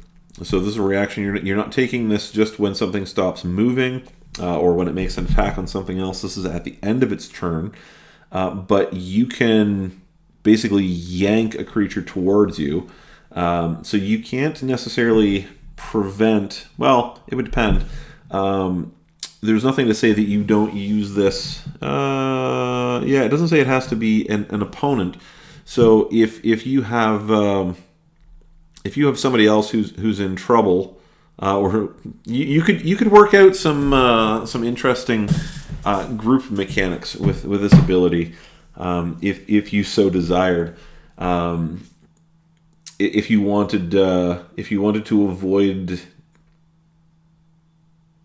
if another member of your party wanted to avoid taking opportunity attacks, for instance, but they wanted to get in close to a particular creature, at the end of their turn, you could use your reaction to yoink them towards you and pull them out of range. And since you're moving them magically and forcing them ostensibly, presumably it would not trigger attacks of opportunity. If you chose to use this against an enemy, you could pull them and you can make a melee weapon attack. You can do this up to a number of times equal to your proficiency bonus, and it recharges on a long rest. It's a cool ability. It's a unique ability, which is what I appreciate about it. Or we have the other option, which is Infiltrator. Any creature that takes lightning damage from your lightning launcher glimmers with magical light until the start of your next turn. The glimmering creature sheds dim light in a 5-foot radius, and it has disadvantage on attack rolls against you as the light jolts it as it attacks you. In addition, the next attack roll against it has advantage, and if that attack hits, the target takes an extra 1d6 lightning damage. Excuse me. So this basically means that when you hit a target, you light it up almost like fairy fire. You can see it because it sheds light. So it's outlined it glimmers with magical light and sheds light in a 5-foot radius. It has disadvantage on hitting you. And the next attack against it, doesn't matter who hits it, the next attack roll against it has advantage. And if that attack hits, the target takes an extra 1d6 lightning damage. So you hit it with your infiltrator armor and set it up for somebody who hits harder than you possibly. Just anybody who hits it, it's an extra 1d6. A rogue who has advantage would be a great target. Anyone who has a better chance than you to crit would be a good target, or a good would be a good option to hit this creature, because on a crit we're going to double that 1d6 lightning damage as well. So not quite, well, a different kind of unique from the Guardian ability, but still quite nice. There's a lot that we don't see in this, as, again, it's not a conventional tank build, but it certainly, I think, has the potential to be an effective tank build, because on top of all of these things, remember, we've still got these spells back here that we're picking up on the way as well. So there's a lot of firepower behind these tanking armors. Artillerist. The artillerist is going to specialize in using magic to hurl stuff on the battlefield. This is what we would expect of something called an artillerist. Tool proficiency at 3rd level, you gain proficiency with woodcarver's tools, or another one if you already have woodcarver's tools. Artillerist spells. So the first two that we're going to see, they're the same as we've seen with the alchemist and the armorer, but they're going to apply in slightly different ways. Artillerist spells, at 3rd level we get Shield and Thunderwave. So 5th level Scorching Ray and Shatter, 9th level Fireball and Wind Wall, 13th level Ice Storm and Wall of Fire, 17th level Cone of Cold and Wall of Force. With the exception of Shield and Wind Wall, this is a very offensive grouping of spells. So Shield obviously is going to not only buff our defenses a little bit, but it's also going to cancel out any casting of Magic Missile against us. Wind Wall, I leave you to look up on your own right now, but Thunderwave, Scorching Ray, Shatter, Fireball, Ice Storm, Wall of Fire, Cone of Cold, Wall of Force. Most of this, we get 3 wall spells. Wall of Fire certainly can be used offensively as much as it can be used defensively. and we're focusing on firing shit across the field and blowing stuff up. Thunderwave, Shatter, Fireball, Ice Storm, Cone of Cold, these are all AoE effects, AoE attacks. These are not single targets. And Scorching Ray, of course, we can pick different targets for all of the rays that we're casting. So we are lighting up the field already as an artillerist. Eldritch Cannon. This one's a big one, so I'm going to take a drink before we go in. Third level, this is kind of, I think, the defining feature of the artillerist. You've learned how to create a magical cannon. Using woodcarver's tools or smith's tools, you can take an action to magically create a smaller, tiny eldritch cannon in an unoccupied space on a horizontal surface within 5 feet of you. A small eldritch cannon occupies its space, and a tiny one can be held in one hand. Once you create a cannon, you can't do so again until you finish a long rest, or until you expend a spell slot to create one. You can only have one cannon at a time, and can't create one while your cannon is present. The cannon is a magical object. Regardless of size, the cannon has an armor class of 18 and a number of hit points equal to 5 times your Artificer level. It is immune to poison damage and psychic damage. If it is forced to make an ability check or a saving throw, treat all its ability scores as 10 or plus 0. If the mending spell is cast on it, it regains 2d6 hit points. It disappears if it is reduced to 0 hit points or after 1 hour. You can dismiss it early as an action. When you create the cannon, you determine its appearance and whether it has legs. You also determine which type it is, choosing from the options on the Eldritch Cannons table. On each of your turns, you can take a bonus action to cause the cannon to activate if you are within 60 feet of it. As part of the same bonus action, you can direct the cannon to walk or climb up to 15 feet to an unoccupied space, provided it has legs. Alright, so let's just look at that as it is so far. So, we need woodcarver's tools or smith's tools to create it. It takes us an action to create a smaller, tiny cannon in an unoccupied space on a horizontal surface within 5 feet of you. So you can't create it on a wall. You can't create it in midair. It is on a surface. It's a horizontal surface.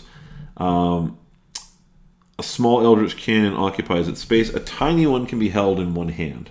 So, you know, it's basically like presumably it's about the size of a pistol, presumably. Once we create one, we can't create one again until we either finish a long rest or we can expend a spell slot. And we can expend any spell slot.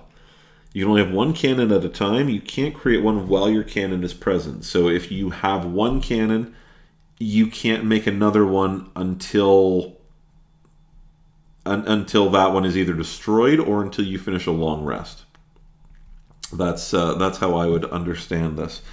It's a magical object. Okay, so that's cool. That means that the damage it deals is going to overcome any resistance. It will count as a magical item or a magical weapon when it hits something.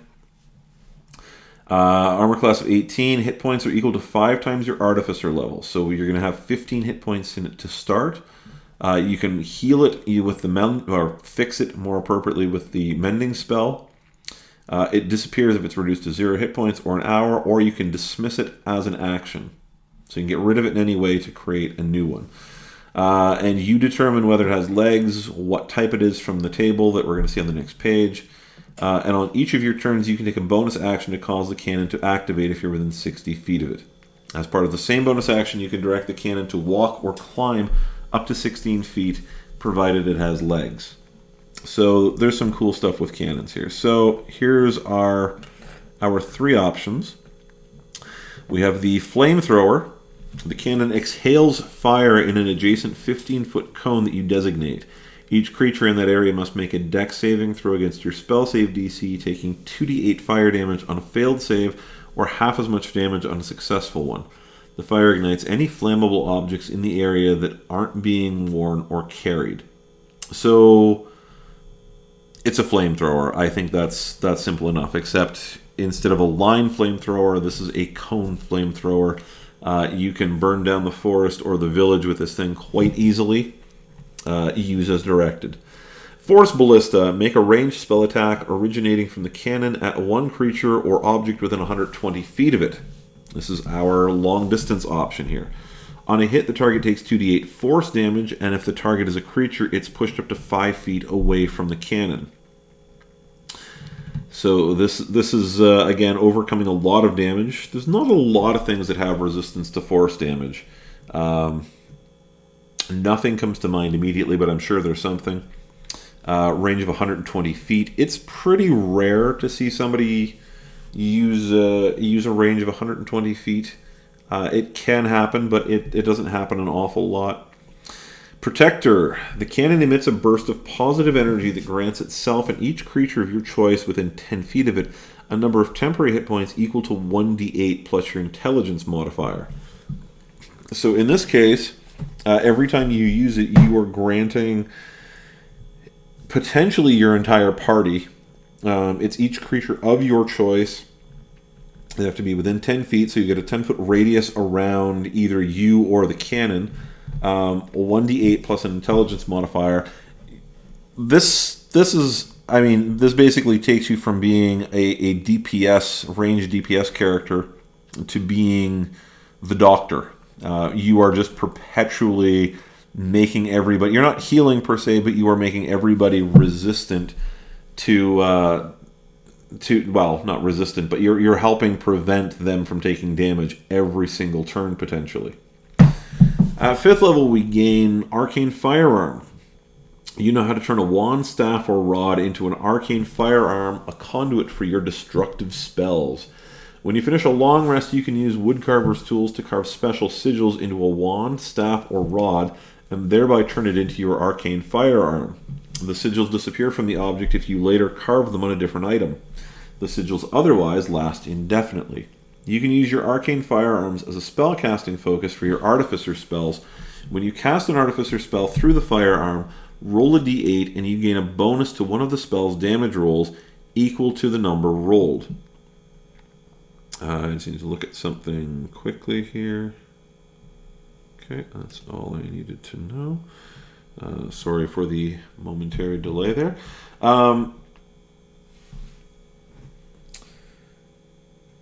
Yes, so you are able to turn...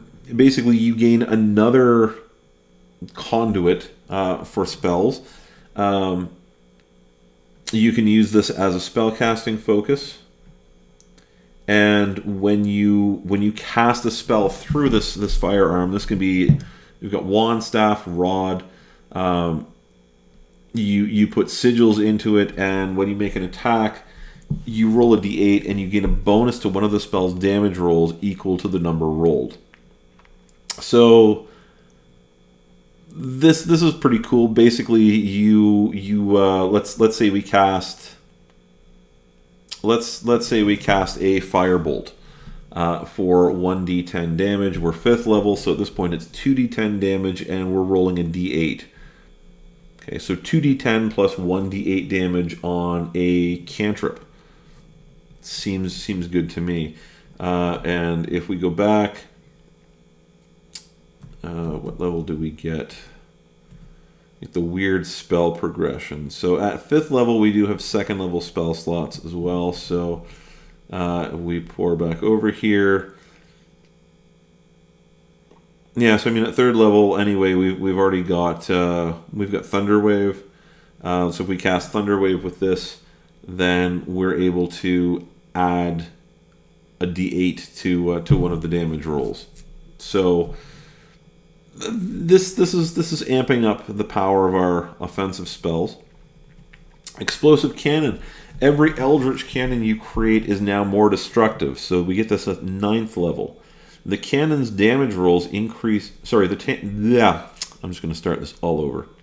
The cannon's damage rolls all increase by 1d8. Okay, so if we look at our flamethrower, it does 2d8 fire damage, now that's 3d8. Our Force Ballista does 2d8 force damage, now it does 3d8. Okay. As an action, you can command the cannon to detonate if you're within 60 feet of it. Doing so destroys the cannon and forces each creature within 20 feet of it to make a dex save against your spell save DC, taking 3d8 force damage on a failed save, or half as much damage on a successful one. So if you've decided to create a cannon, you've left it in a spot where creatures can get close. You could certainly talk to your DM about throwing your cannon if it's a tiny one that you're holding in your hand. Whether or not that would take your action or not would be up to the DM. But you can potentially set off your cannon with a bonus action, and then when somebody gets close to it, and I would argue this is the sort of thing you could hold an action to do when somebody comes within range. You can blow it up and do 3d8 force damage to everything within 20 feet. You probably would not want to do this with your group close to it, but it's a pretty cool way to get rid of your cannon, especially if you've got ample spell slots to make another one. Fortified Position at 15th level. This is going to be our ultimate ability as an artillerist. You are a master at forming well-defended emplacements using your Eldritch Cannon. You and your allies have half cover while within 10 feet of a cannon you create with Eldritch Cannon as a result of a shimmering field of magical protection that the cannon emits. So half cover means everybody has a +2 to their armor class when you have half cover. So you are buffing everybody defensively by having a cannon. You can now have 2 cannons at the same time. You can create 2 with the same action, but not the same spell slot, and you can activate both of them with the same bonus action. You determine whether the cannons are identical to each other or different. You can't create a third cannon while you have 2. So you can have 2 flamethrowers, or a flamethrower and a force ballista, or a force ballista and a protector. You could create a cannon to, say, the front of you. You could create a cannon in front of you that is a protector that is not only giving everybody 10 temporary, 2d8 at this point. Just want to double check that. Yeah. You could be giving everybody 2d8 temporary hit points each round with your protector cannon, and then using your force ballista, possibly in your hand, to give yourself and anybody else who's close to you a bonus to their armor class, and fire that off, and you can shoot them both with the same bonus action. So this, again, I like this. It's unique. It's different. There's no other class or subclass that has anything that resembles this. So I think it's pretty cool. All right, so we're going to look at the Battlesmith. I'm not sure we're going to make it much past the Battlesmith. Well, we'll get to the end of the Artificer infusions, I hope, before we call it a night. But the plan is to be done by around 7 o'clock. I don't mind going a few minutes past that. So the Battlesmith is going to create creations to function alongside them in combat. So at 3rd level, we're going to see again a tool proficiency and signature spells to go, just like we've seen with all 3 of the other subclasses for the Artificer. So at 3rd level, we gain proficiency with Smith's tools or another type of Artisan's tools if we already have Smith's tools. We're also going to get Battlesmith spells. 3rd level, we get Heroism and Shield. 5th level, Branding Smite and Warding Bond. 9th level, Aura of Vitality and Conjure Barrage. 13th level, Aura of Purity and Fire Shield. 17th level, Banishing Smite and Mass Cure Wounds. So this is another one where we've got an interesting mix. Heroism is going to give us temporary hit points. Shield is obviously defensive. Branding Smite is adding damage when we hit something with a melee attack. Warding Bond is letting us take half of the damage that another friendly creature takes. Conjure Barrage, we've got a good mix of spells in here. We've got some healing, we've got some defense, we've got some offense. but we're looking predominantly at... Overall, we've got a good utility mix, and if we take this as one pet class and the other pet class as being the battle master, or sorry, the beastmaster ranger, this by far outperforms the beastmaster. Although I have done a homebrew variant of beastmaster, which I think largely fixes the subclass. I would like to think at some point I'll get that out for official review with some people. But at third level we also get battle ready. Your combat training and your experiments with magic have paid off in two ways. You gain proficiency with martial weapons, and when you attack with a magic weapon, you can use your intelligence modifier instead of strength or dexterity for the attack and damage rolls. So this is, I think the Blade Singer from the Sword Coast Guide may possibly use their intelligence modifier as well. I think we get... I'm not sure if we're pretty similar in that, I think, here. We also get Steel Defender. So we get a lot at third level with the Battlesmith. Your tinkering has born you a companion, a Steel Defender. It's friendly to you and your companions, and it obeys your commands. See its game statistics in the Steel Defender stat block, which uses your proficiency bonus in several places. You determine the creature's appearance and whether it has 2 legs or 4. Your choice has no effect on its game statistics. In combat, the Defender shares your initiative count, but it takes its turn immediately after yours. It can move and use its reactions on its own, but the only action it takes on its turn is the dodge action, unless you take a bonus action on your turn to command it to take another action. That action can be one in its stat block or some other action. If you're incapacitated, the Defender can take any of its actions, any action of its choice, not just dodge. If the Mending spell is cast on the Defender, it regains 2d6 hit points. If it has died within the last hour, you can use your Smith's Tools as an action to revive it, provided you are within 5 feet of it and you expend a spell slot of first level or higher. The Defender returns to life after 1 minute with all its hit points restored. At the end of a long rest, you can create a new Steel Defender if you have Smith's Tools with you.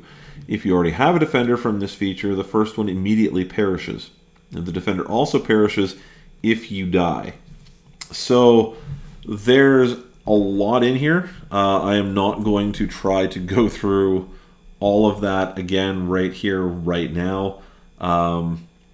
Couple things to note, though. One is that the Beastmaster's Animal Companion or Beast Companion requires an action to command, whereas this requires a bonus action. And to my mind, the quickest way to begin fixing Beastmaster is just to add that word bonus when it comes to commanding your pet. A Steel Defender presumably is something that has been magically trained or magically taught certain things, but the Animal Companion, it's got a mind of its own, and beasts are a bit smarter than perhaps the guys at Wizards have been giving them credit for.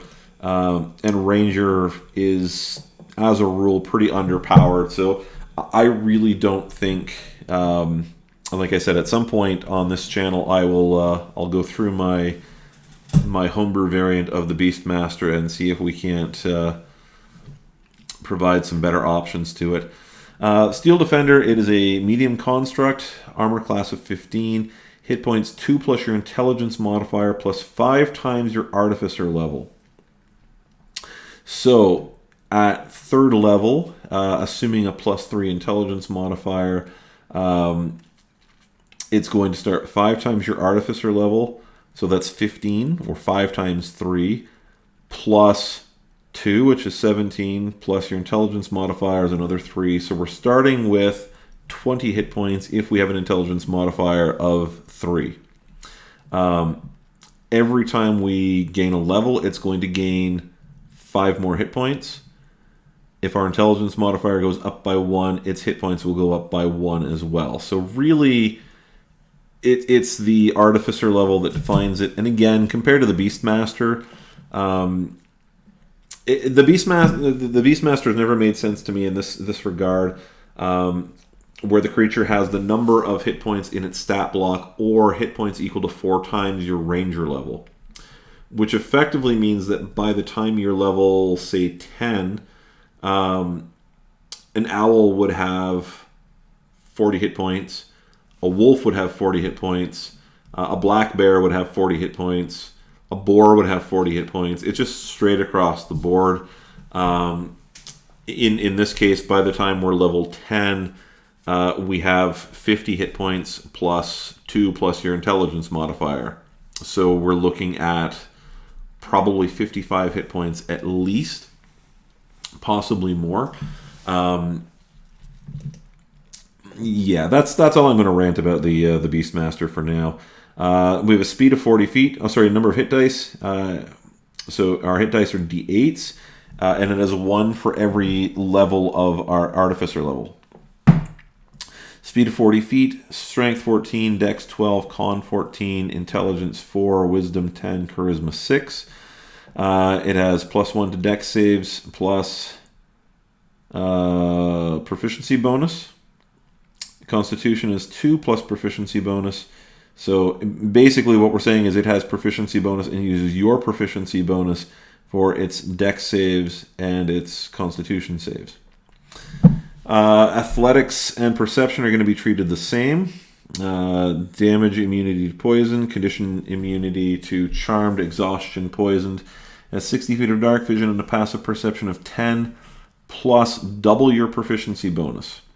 So it's very perceptive. Sometime I'll do a video on passive perception and how that works as opposed to active perception. Languages, it understands the languages you speak. It doesn't speak languages, but it understands the ones that you have. There's no specific challenge rating, and proficiency bonus equals yours. It can't be surprised because it's vigilant, hence having expertise in perception. Actions, it has force empowered rend. So the weapon attack is your spell attack modifier to hit. So whatever your plus is to hit with your spells, that's its plus to hit with its melee abilities. And it hits for 1d8 plus your proficiency bonus of force damage. Repair 3 times per day. It can restore 2d8 plus proficiency bonus hit points to itself or to one construct or object within 5 feet of it. As a reaction, it gets deflect attack. It imposes disadvantage on the attack roll of one creature it can see that's within 5 feet of it, provided the attack rolls against a creature other than the defender. At 5th level, you get extra attack. We can attack twice rather than once whenever you take the attack action on your turn. 9th level, we get Arcane Jolt. You learn new ways to channel arcane energy to harm or heal. When either you hit a target with a magic weapon attack or your Steel Defender hits a target, you can channel magical energy through the strike to create one of the following effects. The target takes an extra 2d6 force damage. Choose one creature or object you can see within 30 feet of the target. Healing energy flows into the chosen recipient, restoring 2d6 hit points to it. So this is pretty impressive. Yeah, and I don't think that needs a lot of explanation. You can use this energy a number of times equal to your intelligence modifier, minimum of once, but you can do so no more than once on a turn. You regain all expended uses when you finish a long rest. At 15th level, we get Improved Defender. Your Arcane Jolt and Steel Defender have become more powerful. The extra damage and the healing of your Arcane Jolt both increase to 4d6. Your Steel Defender gains a +2 bonus to armor class. Whenever your Steel Defender uses its deflect attack, the attacker takes force damage equal to 1d4 plus your intelligence modifier. So, and here we've got a little gnome battlesmith with his, looks like bear imitating Steel Defender. We've got a pretty decent utility tank going here. Again, tanking in a different way than normal. I don't want to spend too much more time on that. But certainly, I think this provides some good criteria for ways to fix the Beastmaster. That's all I'll say on that. Artificer infusions. there's a few of these. We've got time to run through these quickly. I'm not going to look at all of the details in all of them because I think most of it speaks for itself, and we're running a little tight on time. But arcane propulsion armor. So we need to be 14th level, and it can only be used on a suit of armor, and it requires attunement. So once we cast a propulsion armor, once we set that on a suit of armor, that armor then requires attunement. If we use it on a suit of armor for ourselves, we're automatically attuned if we attune to it immediately. Wearer of the armor gains these benefits. Walking speed increases by 5 feet. Armor includes gauntlets, each of which is a magic melee weapon that can be wielded only when the hand is holding nothing. The wielder is proficient, and each one deals 1d8 force damage on a hit, and has the thrown property with a normal range of 20 feet and a long range of 60 feet. When thrown, the gauntlet detaches and flies at the attack's target, then immediately returns to the wearer and reattaches. You effectively become Hero from Big Hero 6. You become Baymax from Big Hero 6. You can fire your gauntlets off and hit somebody. The armor can't be removed against the wearer's will. If the wearer is missing any limbs, the armor replaces those limbs, hands, arms, feet, legs, or similar appendages. The replacements function identically to the body parts they replace. Armor of magical strength requires a suit of armor, which then requires attunement. Armor has 6 charges. The wearer can expend the armor's charges in the following ways. When the wearer makes a strength check or strength saving throw, it can expend 1 charge to add a bonus to the roll equal to its intelligence modifier. This means this is not necessarily great for a lot of fighters or barbarians. However, it might be depending on the build. If the creature would be knocked prone, it can use its reaction to expend 1 charge to avoid being knocked prone. This is potentially very useful. Armor regains 1d6 expended charges daily at dawn. Boots of the Winding Path. Prerequisite 6th level Artificer and requires a pair of boots, which then require attunement. While wearing these boots, a creature can teleport up to 15 feet as a bonus action to an unoccupied space the creature can see. The creature must have occupied that space at some point during the current turn. So what this means is you can start out in position A, run up to attack someone or do something else in position B, and then as a bonus action, you can teleport either back to the initial space you started in or at some point along the path that you took. So, and since you're teleporting, you're not going to provoke opportunity attacks.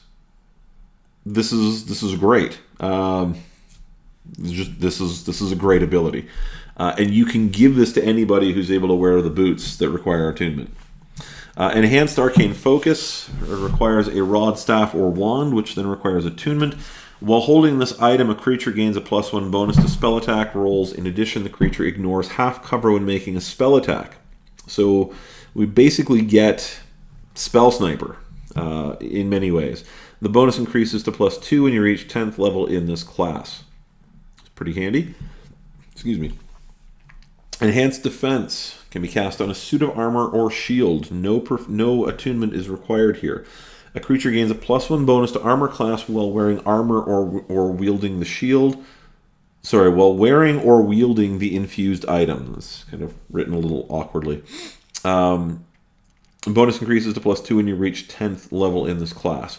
So you can basically turn with an infusion any piece of armor into a +1 armor or a shield into a +1 shield. And notice that it's a +1 bonus to armor class. Let's look up infusions specifically. I think they have to be cast.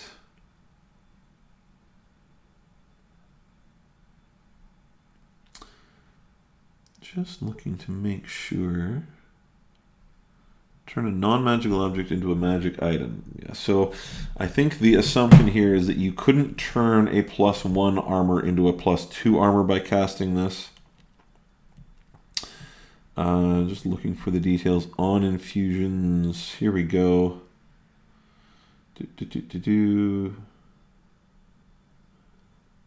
Yes, infusing, whenever you finish a long rest, you can touch a non-magical object. So you can't use this to enhance an already magical item, but you can add a pretty impressive bonus to a non-magical item. Enhanced weapon. We can cast this on a simple or martial weapon. Becomes a +1 gains a +1 to attack and damage rolls, which increases to a +2 when you reach 10th level. Again, super useful, especially in early levels.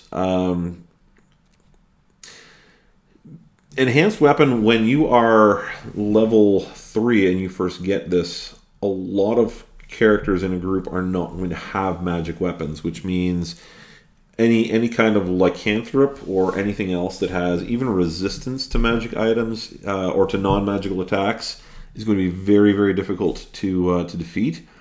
This is going to give you a huge uptick in your ability to deal with those creatures. Helm of Awareness requires a 10th level Artificer, can be cast on a helmet, which then requires attunement. While wearing this helmet, a creature has advantage on initiative rolls. In addition, the wearer can't be surprised provided it isn't incapacitated. So we get advantage on initiative rolls and can't be surprised. So super, again, just there's a ton of utility built into the Artificer. Homunculus Servant requires a gem or crystal worth at least 100 gold pieces. You learn intricate methods for magically creating a special homunculus that serves you. The item you infuse serves as the creature's heart, around which the creature's body instantly forms. You determine the homunculus's appearance. Some artificers prefer mechanical-looking birds, where some like winged vials or miniature animated cauldrons. And we've got a stat block for Homunculus Servant. Not going to go over that right now.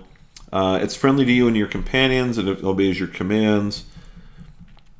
In combat, it shares your initiative count, but takes its turn immediately after yours. It can move and use its reaction on its own, but the only action it takes on its turn is the dodge action, unless you take a bonus action to command it to take another action.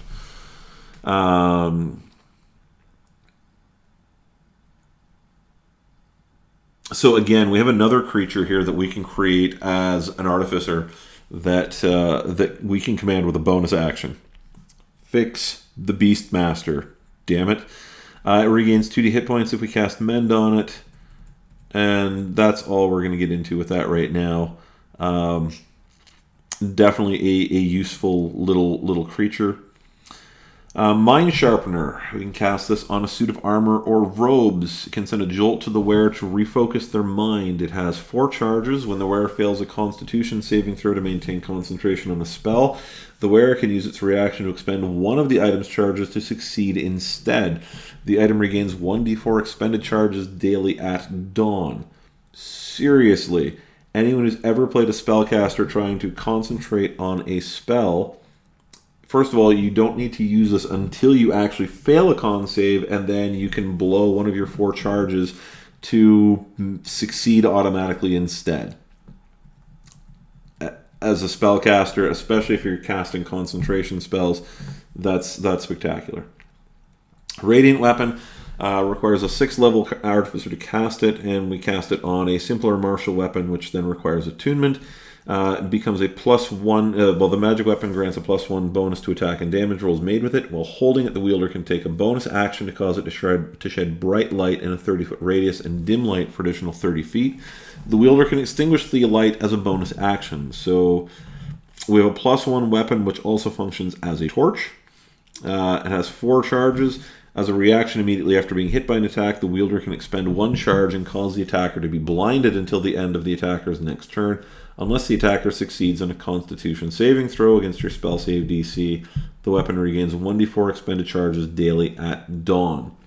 So this, I mean, it's 6th level. It's not 3rd level or 2nd level, but this is pretty powerful right away, especially given as a weapon to humans, Fairbolg, Dragonborn, anybody who doesn't have dark vision. This is very useful. Not only being able to enchant the weapon as a +1, but then giving them light and enabling them to blind somebody with it. Repeating shot, we are going to cast this on a simpler martial weapon with the ammunition property. Requires attunement.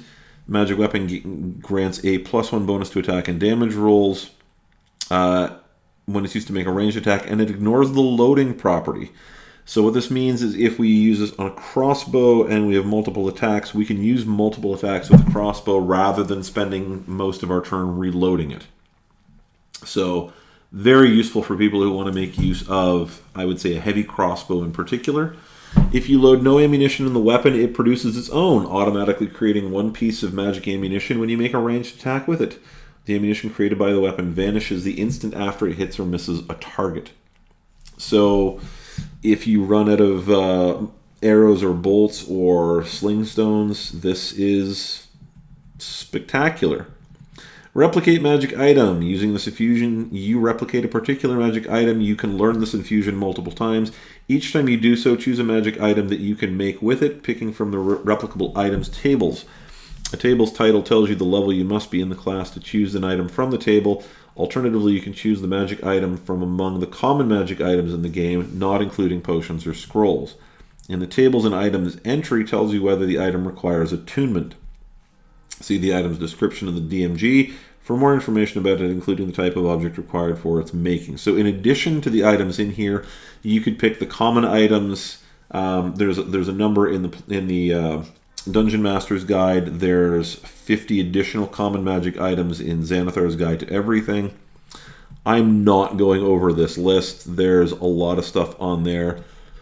The thing to notice, obviously, is that being able to make one of these things is obviously tremendously useful. You don't have to have seen the item. You can basically just cook up your own magic item. And there's and we'll note that, I mean, it is going to follow the general rules of an infusion, so it can be canceled or lost, but it doesn't require anything to just make the item, as long as we have an infusion available. Repulsion Shield requires 6th level Artificer, and we're going to use this on a shield which requires attunement. Becomes a +1 shield. It has 4 charges. We can use a reaction after being hit by a melee attack to expend one of the charges and push the attacker up to 15 feet away. It regains 1d4 charges at dawn. Resistant Armor, 6th level Artificer. Suit of armor requires attunement. While wearing this armor, a creature has resistance to one of the following damage types, which you choose when you infuse the item: acid, cold, fire, force, lightning, necrotic, poison, psychic, radiant, or thunder. Returning Weapon. It becomes, well, a simpler martial weapon with a thrown property. Basically, it gains a +1 to attack and damage rolls, and it comes back after we throw it. Spell Refueling Ring. Requires a 6th level Artificer and a ring which requires attunement. While wearing this ring, the creature can recover 1 expended spell slot as an action. The recovered slot can be 3rd level or lower. Once used, the ring can't be used again until the next dawn. Getting a spell slot back for free once per day. Super cool. That's where we're going to finish off the stream for tonight. Thanks to those who have tuned in. And we will be back, actually I will be back tomorrow night at 5:30 Eastern Standard Time with a live game, I hope. If that game is canceled, I will do another one of these for probably about 2 hours. Otherwise, I will be back with another DM chat. We'll continue working our way through Tasha's next Wednesday night, starting at 5 p.m. Eastern Standard Time and running through until about 7. We'll see if we can try to keep things a bit more on track. You can please follow the channel. There's social media links you can get on there. Feel free to go to my website, sign up for my newsletters. Try to keep scheduling, and it's a good way just to keep in contact. If anybody has things that they would like to have discussed, then we can go through that as well. Thanks, guys. Have a good night, and we'll see you next time.